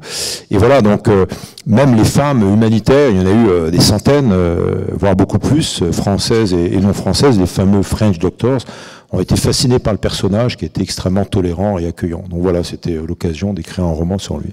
Et je voulais rendre hommage aussi à la presse, non seulement d'agence, mais aussi locale, enfin d'agence AFP, mais et locale, parce que vous faites il n'y a pas de hiérarchie, non, on est tous pareils, les journalistes et les correspondants, les localiers, comme on dit. Moi, j'ai fait aussi la presse de province à Nice Matin. Font un travail formidable parce que c'est pas toujours évident. Il y a aussi des pressions quelquefois, mais on est au plus près des hommes et il faut savoir tout faire quand on est correspondant local. Alors, avant qu'on passe la parole au public pour qu'il puisse échanger avec vous, et certains, on les sent, ils ont vraiment envie. Vous aviez, je crois, un certain nombre de questions pour Olivier. On commence par vous, Lison. Moi, ma question, elle est un peu personnelle, on va dire, enfin, elle me touche particulièrement. En fait, j'aimerais savoir, vous parliez tout à l'heure, par exemple, du fait que vous avez eu du mal à dire que Massoud que les hommes de Massoud plantaient de l'opium, ce genre de choses. Et je me demande, en fait, moi, ce qui me fait peur dans le métier de journalisme, c'est la distance à garder, enfin, l'objectivité qu'on est censé avoir, l'honnêteté intellectuelle dont parlait votre collègue tout à l'heure. Et donc, est-ce que ça, c'est vraiment quelque chose de difficile ou, à garder? Comment vous faites, vous, pour rester objectif face à ce que vous voyez chaque jour? Oui, c'est une très bonne question. Merci de l'avoir posée, comme on dit au Quai d'Orsay. Et oui, alors, je dirais que l'objectivité, oui, c'est une bonne question. Je ne crois pas à l'objectivité parce qu'on est des sujets, on est subjectifs, etc. Ne serait-ce que la hiérarchie de l'information à la une de votre journal préféré ou du Monde, c'est déjà un parti pris. Pourquoi on met tel élément à la une, pourquoi on le choisit au journal de 20h, c'est pareil. Donc il y a une hiérarchisation et donc un choix subjectif. Non, je crois plutôt que l'objectivité normative qui serait dangereuse, il faut parler plutôt d'honnêteté. Il faut être le plus honnête possible et échapper à la censure, échapper à la pire des censures qui est l'autocensure. Si on a déjà intégré des principes de censure soi-même, donc d'autocensure, il faut arrêter ce métier. Et pourtant, ils existent, ces principes, ces pressions économiques, politiques, hiérarchiques. Hein. Donc il faut résister. Bon, moi j'ai eu la chance de pouvoir claquer la porte. Et ça m'a coûté très cher, parce que bon, sinon, j'aurais accepté des postes de hiérarchie dans les journaux. Non, je préfère garder ma liberté. Bon, c'est pas évident. Et puis c'est un métier qu'il faut, que je défends. Je suis fier que, on soit ici entre collègues, avec des futurs collègues, je suis sûr. Et je suis ravi que l'envie et la jeune garde, la relève soit assurée. Mais c'est pas un métier à mythifier, en tout cas le reportage, parce que c'est quelquefois très très dur. On est seul, il faut assurer sa propre sécurité, sa logistique, être une agence de voyage, être une agence de presse à soi tout seul, tout vérifier. Et il y a des journées qui durent 23 heures. On est fatigué, on est à bout, on n'a pas mangé. Moi, je reviens. Enfin, là, j'étais en Irak, mais auparavant, j'étais au Pakistan. Alors, je fais pas que ça. J'étais aussi à Venise, à Istanbul, entre-temps. Mais non, simplement pour expliquer le voyage à Karachi. J'ai voulu m'enfermer dans une ville qui est une sorte de maquis urbain dont personne ne parle, qui est Karachi, donc, qui est la capitale économique et non pas politique, et qui sera dans 30 ans la plus grande ville du monde. Et tout le monde s'en désintéresse, et les habitants de Karachi sont très attachés à leur ville, malgré la guerre des gangs. On se bat à 500 mètres du port. C'est comme si on se battait à 500 mètres du port de Marseille pour le contrôle de l'accès au port. Les containers disparaissent, des douaniers sont impliqués, des policiers, etc. Et j'ai passé 3 heures par jour à sécuriser les rendez-vous du lendemain. Alors, par plein de techniques, etc., des coups de fil, savoir où il y avait des conflits dans la ville. Mais voilà, donc c'est à ce prix-là qu'on arrive aussi à avoir des informations, des portraits. Et il faut rester dans une subjectivité. Alors, je suis pas du tout partisan du jeu. Il ne faut pas que ce soit un jeu nombriliste, mais quand je vois des articles ou des livres qui utilisent le jeu, lorsqu'il est utilisé à bon escient, oui, si c'est pour mieux transmettre la parole de l'autre, oui, oui. Alors Olivier, on va passer la parole à l'autre futur collègue. Mathieu ? Alors donc moi, ma question c'est assez personnelle aussi, c'est une question éthique on va dire. C'est comment est-ce que on peut traiter un sujet, je sais pas, par exemple, les changements contemporains des sociétés du Moyen-Orient avec notre point de vue d'occidentaux et ne pas tomber dans l'ethnocentrisme, tout simplement. Ah oui, là aussi c'est une bonne question, décidément. Mais oui, ethnocentrisme ou pas, moi je crois qu'il y a quand même des valeurs universelles dont il faut se méfier lorsqu'elles sont trop pro-occidentales. Même sur l'humanitaire, on parlait de l'humanitaire tout à l'heure, le sans-frontiérisme est souvent critiqué dans les pays du Sud, donc il ne faut pas être non plus les parangons, les porteurs d'une morale universelle, mais il y a des valeurs universelles quand même, et quand des sociétés sont massacrées, réprimées, quand il y a des aspirations légitimes qui n'arrivent pas à s'exprimer, il faut les défendre. Donc voilà, bon, une fois qu'on a dit ça, on est quand même porteur d'une culture et qui est aussi la culture de nos lecteurs, de nos éditeurs, de nos spectateurs de films documentaires, de cinéma ou de télévision. Mais je crois, je vais prendre un exemple parce que c'est un film qui est assez connu et le réalisateur qui est autrichien va en refaire un prochainement, il l'a présenté à Berlin. Pour ceux qui l'ont vu, c'est un film qui s'appelait Le Cauchemar de Darwin. Il faut aller voir ça, ça se trouve en DVD, etc. Et c'est comment un poisson qui s'appelle le père Junil a mangé les petits poissons du lac Victoria. Alors là, c'est vu du bord du lac du côté Mvenza, c'est-à-dire la ville de Tanzanie, et sort de ce lac 500 tonnes par jour de poissons pour les grands restaurants parisiens new-yorkais, et arriverait, mais ça ce n'est pas prouvé par l'image, et c'est tout l'intelligence et le parti pris, l'engagement du documentariste, c'est de dire qu'il y a des armes qui arrivent. Et voilà, donc là, il y a un point de vue qui est défendu, qui pose un problème sur la mondialisation, qui est peut-être un peu exagéré, comme l'ont dit certains. Mais non, je crois qu'il faut assumer des choix, une éthique, des valeurs, des combats, sans qu'on veuille absolument prendre parti, mais dénoncer, etc. Alors, quelquefois, il y a des revers cuisants. Les révolutions arabes, c'était lancé par les shebabs, les jeunes, et par les blogueurs, les adeptes de Facebook et les mères de famille. Et dans 2-3 pays, ça s'est retourné contre eux. La Libye, la Tunisie, où c'est Narda, les partis islamistes et les frères musulmans qui ont repris le dessus. Bon, l'Égypte, c'est encore une 3e voie avec les militaires qui ont ensuite, en 3e instance, repris le pouvoir. Mais il y a une désillusion, donc il ne faut pas être trop rapide non plus. Mais alors, est-ce qu'on est porteur d'ethnocentrisme je dirais non, et je dirais un peu oui quand même, parce qu'on est quand même porteur d'une culture. Mais en même temps, on n'a pas capacité à donner des leçons sur un pays. C'est un regard, et c'est un regard qu'il faut pouvoir affirmer, quoi. Alors, comme animateur, j'ai le devoir de demander à chacun d'avoir une question assez courte et une réponse assez courte, parce que le public tient également à échanger avec Olivier.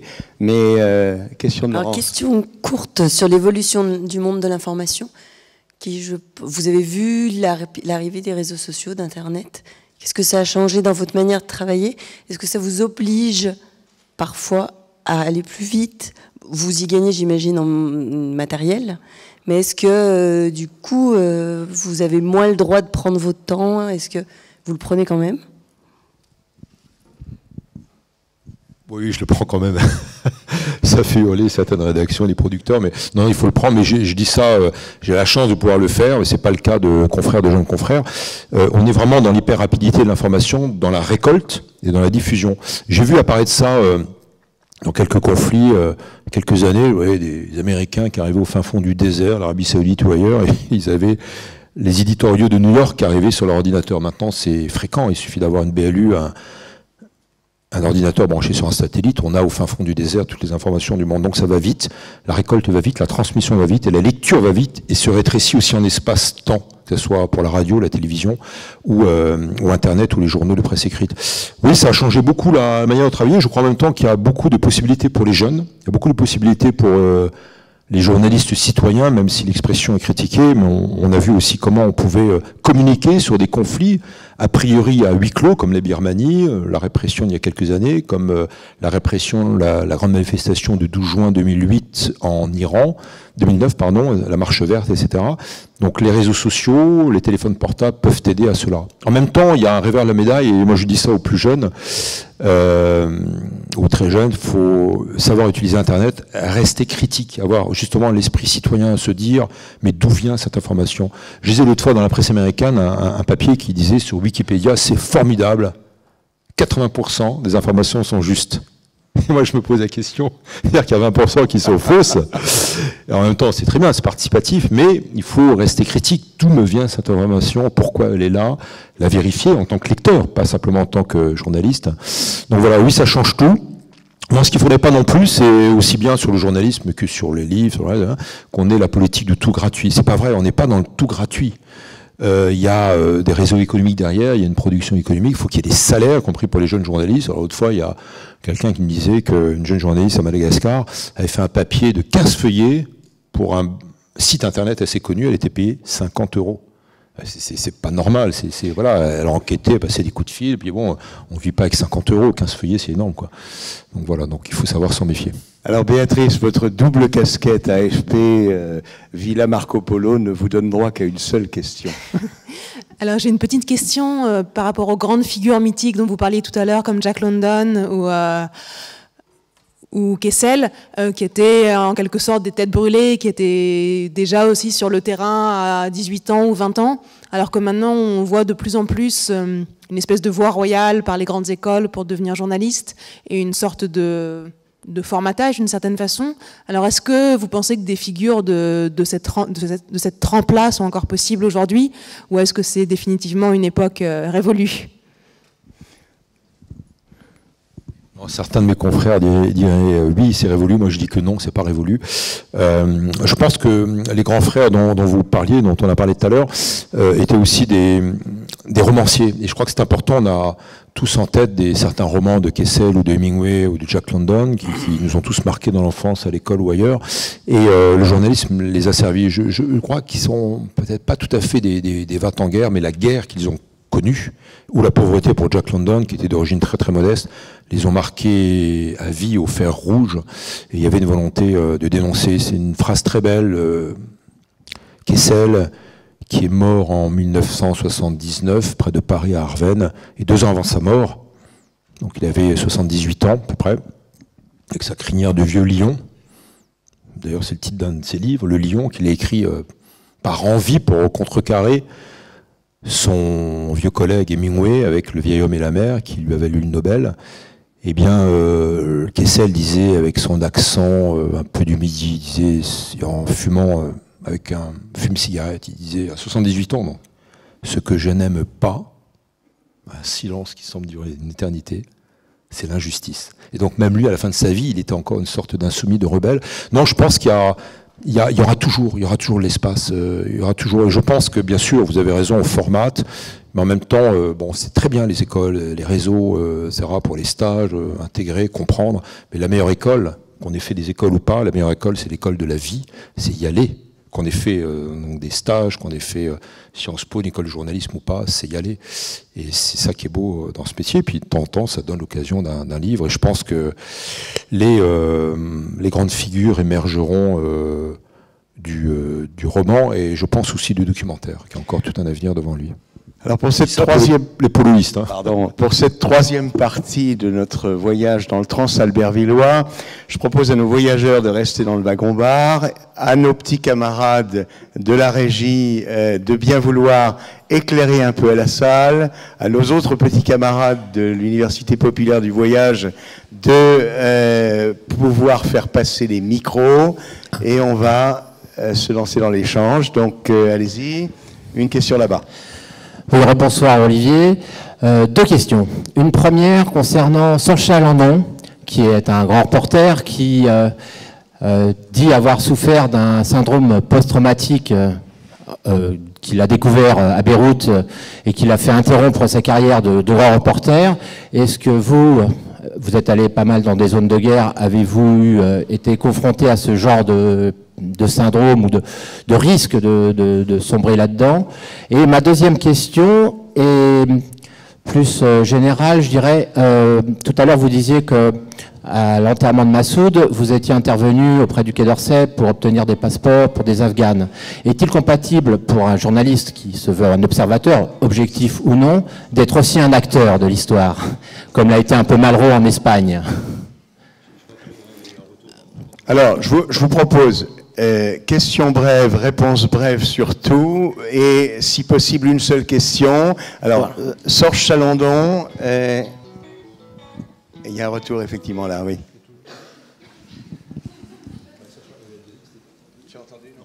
Alors, vous pouvez reformuler la première question, s'il vous plaît. Sur Serge Chalandon, je voulais poser la même, donc je vais vite la retraduire. Serge Chalandon, on parle de la difficulté de parler de la guerre. Un peu, il prend l'exemple d'ailleurs des gens qui sont revenus des camps et qu'on ne croyait pas. Et lui dit, j'ai un mal fou, mon problème c'est de parler de ce que j'ai vu, du sang, etc. quoi. Voilà. Et la deuxième, c'est de savoir si le journaliste peut se permettre d'être un intermédiaire pour, par exemple, lors de la mort de Massoud, demander des papiers pour les femmes afghanes. Alors sur la deuxième question, j'avais demandé les passeports avant pour une opération humanitaire, enfin une opération surtout de témoignage en fait pour ces femmes afghanes, et y compris les femmes enfermées dans Kaboul, doublement enfermées derrière leur prison de coton, une espèce de barésie qu'on appelle la burqa, qui n'est pas d'ailleurs un terme afghan et qui n'est pas une coutume vestimentaire afghane. Donc non, là c'est pas de l'engagement, c'est plus du témoignage avec une action humanitaire, on va dire, et une amie afghane qui est chirurgienne, qui est rentrée avec moi, chirurgienne afghane, qui vit en exil en France, qui est revenue et qui est restée, et qui travaille maintenant à Kaboul. C'était émouvant. Donc là, c'est pas la politique, non, c'est plus du témoignage. Bon, cela dit, j'ai fait aussi des opérations humanitaires. Alors, bon, c'est pas, oui, non, c'est une forme d'engagement, on va dire.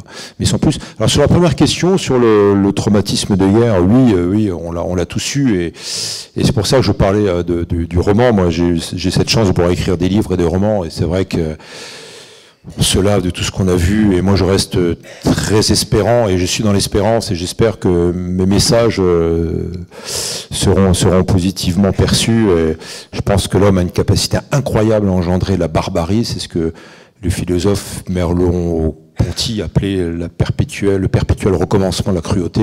Elle est facile à imaginer et à reproduire, mais en même temps une capacité incroyable aussi à sortir du chaos. Alors ça peut être la théorie du chaos, mais en toujours est-il qu'il faut rester espérant et positif sur l'avenir de l'homme et de l'humanité. Et la capacité aussi à juger les crimes et les barbaries commises, y compris des génocides.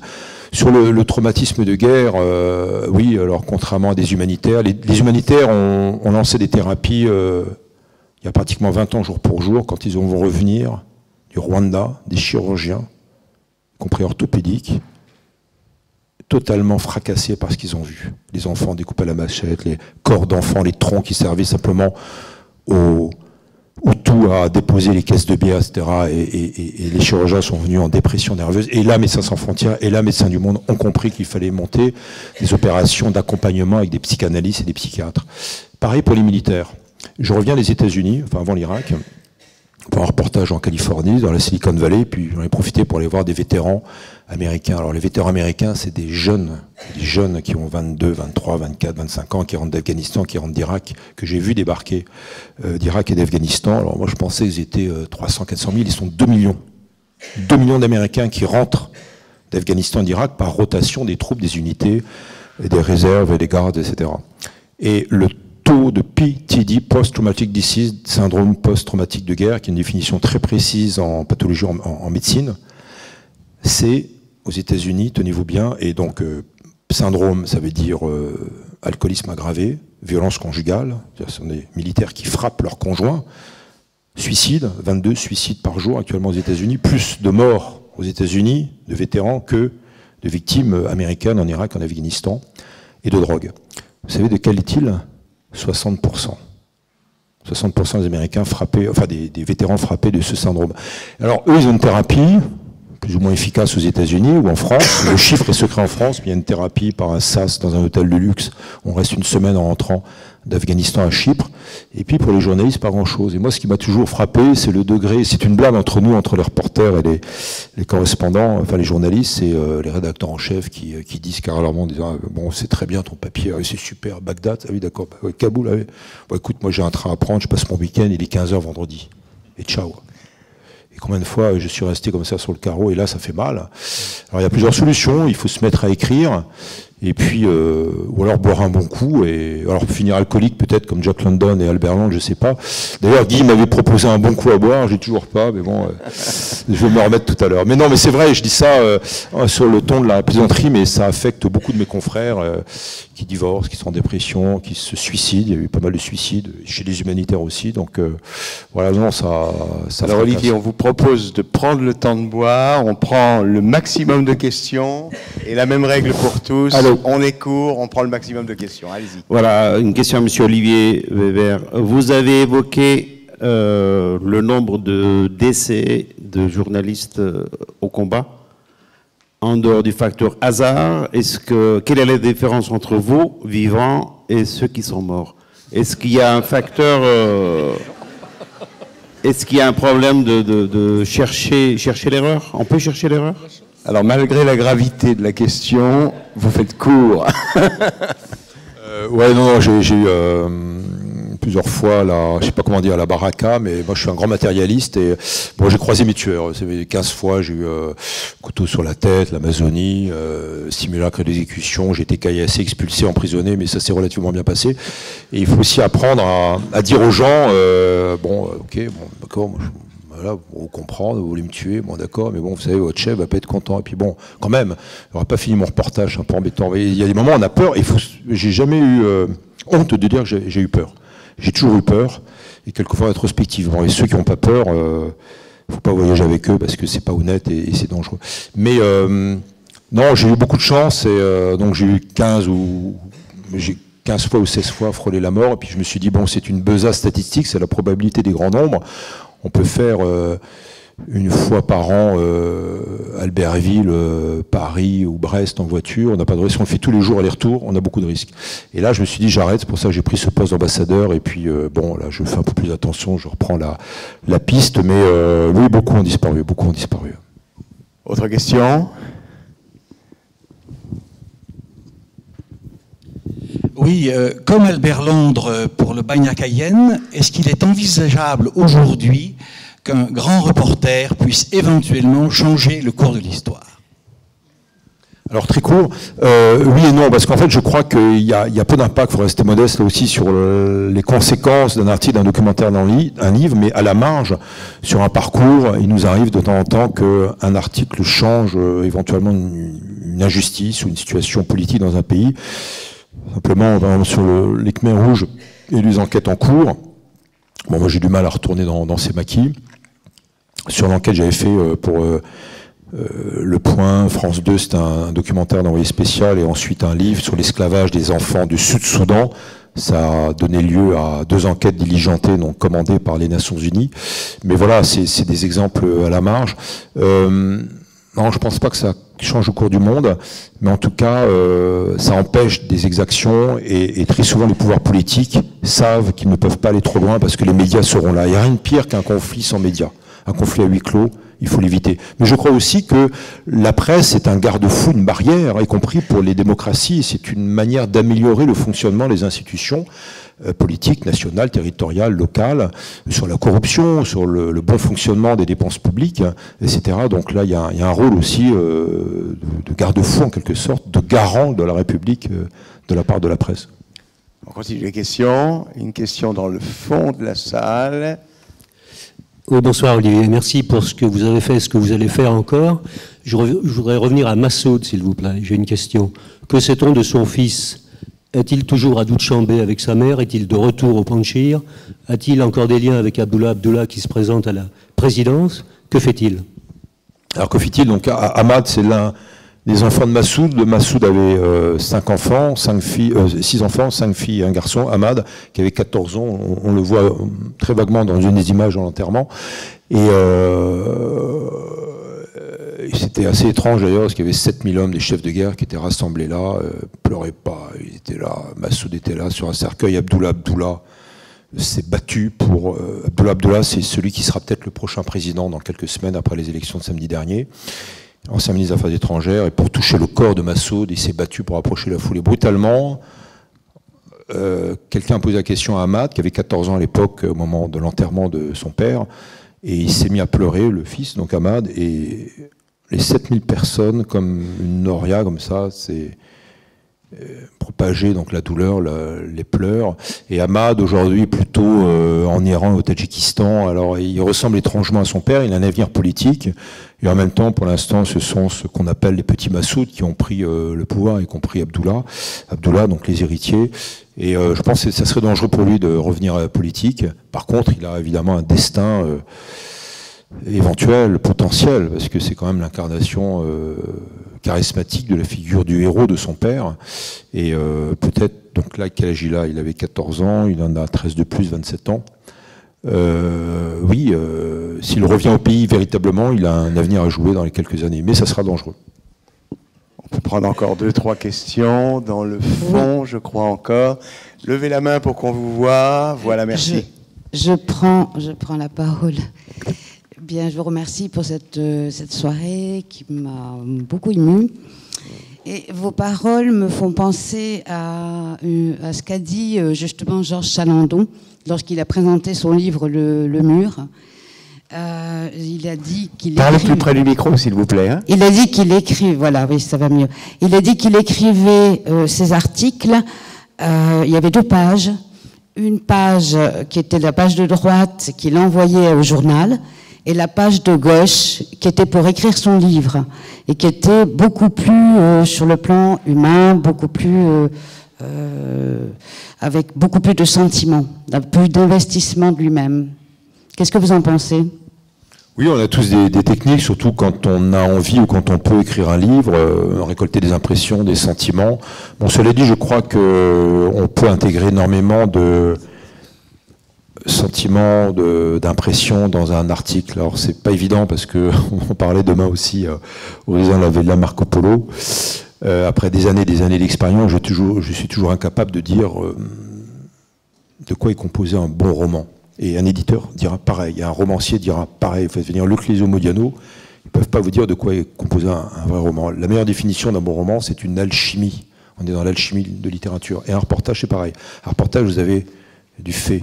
Facts, only facts, comme on dit aux États-Unis, des faits que des faits. Mais aussi des flashbacks, des retours en arrière de l'histoire, des personnages, et puis tu entends des impressions personnelles distillées comme cela, et on revient après à l'histoire, etc. Donc c'est une sorte de pelote de laine qu'on dévide. Quelquefois on met 2 jours, 3 jours à digérer toutes nos pages d'informations récoltées. Moi personnellement ce sont des carnets de 100 pages à peu près à chaque fois pour chaque reportage. Je vais me servir de 10 pages honnêtement, pas plus. 10 pages, 15 pages véritablement d'informations, et tout le reste c'est comme ça la discussion, pour vérifier ou pour être sûr qu'on n'a pas été manipulé. Et voilà, mais je crois beaucoup aussi au fait d'extrapoler ou de récolter d'autres informations pour des livres en fait plus tard, ouais. Ouais, beaucoup. Ouais. Encore 2 questions, 3 si elles sont courtes. Elle va être assez courte. Je suis là. Vous nous racontez l'histoire du monde. Est-ce que vous avez des relations avec les politiques français qui vous demandent votre avis ou qui vous consultent sur certaines affaires? Non, moi je reste assez distant, même voire très distant avec le monde politique, que j'ai approché pour des reportages ou pour ma fonction d'ambassadeur. Mais non, parce qu'on est sujet à manipulation et on peut être courtisé évidemment. Il y a toujours aussi beaucoup de fantasmes par rapport au reportage et au journalisme que je tiens aussi à tempérer parce que c'est un métier qui n'est pas évident et on est confronté à la solitude, quelquefois au chagrin, la pitié, compassion fatigue, comme on dit en anglais, l'usure de la pitié, etc. Donc voilà, je dirais que, pour répondre à la question d'Éric Rousseau tout à l'heure aussi, pour parfaire la panoplie du sac du reporter, moi je prends une règle graduée, avec un curseur, de 1% à 99%, donc avec du cynisme et de la candeur. Pas de la naïveté, mais de la candeur. Donc il faut rester très candide sur un événement, presque émerveillé, frais, une sorte de Tintin, d'un Huron qui débarquerait dans un pays inconnu, même si on le connaît. Et il faut rester très attentif à tout ce qui se passe dans un pays, c'est très important. Puis en même temps du cynisme, parce que si on n'a pas du cynisme, on pleure, on s'effondre. Y compris, moi, il m'est arrivé de souper avec une grande cuillère avec le diable ou les diables, des massacreurs, des gens qui vous parlent de Shakespeare, Marguerite Duras, qui ont fait des PhD, des doctorats à la Sorbonne, qui sont des grands massacreurs devant la planète, en Afrique, dans les Balkans, au Cambodge, en Afghanistan ou ailleurs, en Irak. Et il m'est arrivé d'avoir des discussions rationnelles. Et ce sont des bons pères de famille, d'ailleurs, j'ai vécu avec eux, etc. Donc qu'est-ce qu'on fait là? Qu'est-ce qu'on fait? Où est la part du bien et du mal? Est-ce qu'elle n'est pas en nous? Freud avait raison, Georges Bataille qui a écrit La part maudite aussi avait raison. Donc c'est pas évident, on n'est pas dans le manichéisme. Et donc voilà, je crois qu'il faut savoir faire la part des choses et voilà, c'est un peu aussi l'un des moteurs. Mais par rapport aux politiques, il faut savoir s'en éloigner. Bon, il se trouve que quand j'étais ambassadeur de France, j'avais énormément de dossiers et toutes des équipes, des diplomates, des juristes, des médecins quelquefois pour porter, comme on dit, des résolutions juridiques et politiques à l'ONU. Mais j'ai pas fait que ça, j'ai fait une trentaine de missions sur le terrain, du Mexique au Tadjikistan. Et on va se dire, on est super informé, on a tous les dossiers, toutes les informations de France, de Navarre et de New York et des Nations Unies. Et je crois, après cette expérience, qu'un journaliste est bien plus informé qu'un diplomate. Pourquoi? Parce qu'il est au cœur de l'actualité, parce que il est dans la digestion des faits, dans l'analyse, une analyse de liberté, parce qu'on est libre, on n'est pas soumis à aucun appareil administratif ou autre. Et puis, quatrièmement, on est dans l'anticipation. On sait, en allant à tel endroit qu'il va se passer des choses dans 6 mois. Ce sont des alertes rouges, des signaux, des indicateurs qui font qu'on sait que ça va basculer. Et quelquefois, les chancelleries, les institutions, les pouvoirs n'écoutent pas cela. Alors les questions sont courtes, pas de problème, hein, donc allez-y.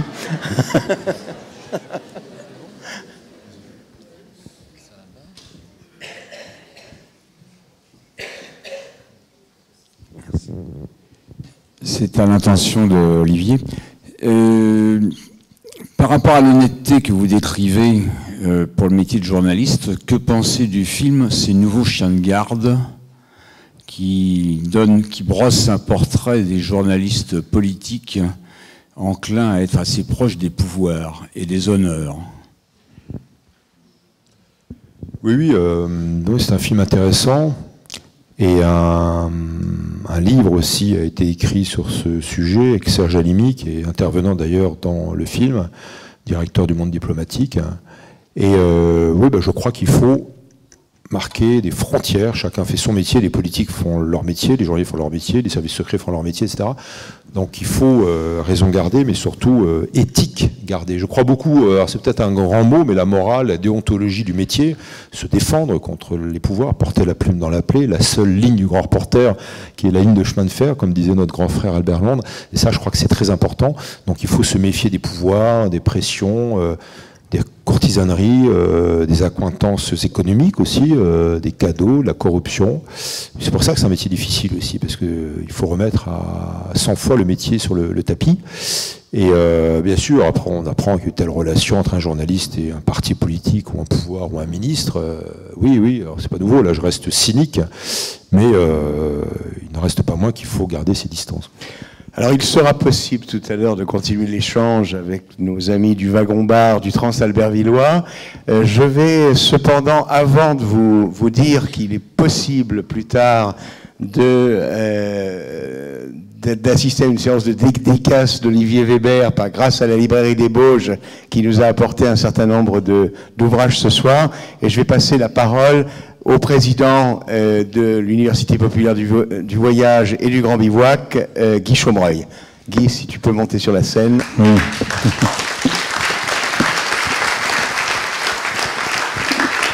Oui, deux mots très vite, d'abord pour vous remercier. C'est ici que ça se passe, à Albertville. Je me faisais cette réflexion. Voilà, c'est la ville c'est la ville tout entière qui en bénéficie, mais qui le mérite au fond. Voilà.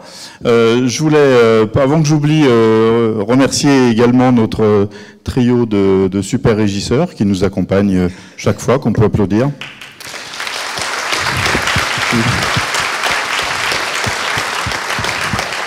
Voilà. Bien sûr, je voulais vous remercier, Éric Rousseau, qui a préparé cette soirée en dehors de toute son activité à l'éducation nationale, et Dieu sait si c'est difficile. Rendre hommage, un petit hommage particulier à Laurence Vuillin, qui est sans doute une des rares journalistes à avoir, dans un portrait récemment dans le Dauphiné libéré, réussi à tirer, non sans difficulté, je pense, quelques éléments personnels de la vie d'Olivier Weber. Parce que, vous l'avez vu ce soir, dès qu'il y a sa photo, il la vire. Et moi, c'est ce que j'appelle chez lui l'élégance. C'est un type élégant, voilà. Ça a été dit, donc plein de livres à dédicacer pour toi, Olivier. Vous dire que la prochaine université aura lieu les 16, 17, 18 et 19 octobre, puisque ce sera le Grand Bivouac. Il faut quand même que l'équipe puisse préparer ce festival, rassurez-vous, qui est déjà bien avancé. Plus sérieusement, que la prochaine université aura lieu vraisemblablement donc tout de suite après, pas après là, mais courant novembre. Et puis on va souhaiter bonne chance aux 14 résidentes et résidents de la Villa Marco Polo, qui, je le disais tout à l'heure, Martine Berthet est une initiative unique en Europe. Et ça se passe à Albertville. Et donc, on va vous souhaiter bonne chance parce que bientôt, il faut vous laisser partir en voyage. Et on vous retrouvera pour une 3e session d'atelier formation également à la rentrée ou en tout cas avant la fin de l'année. Voilà. Merci, bonsoir. On est très heureux de passer ces soirées avec vous. Merci.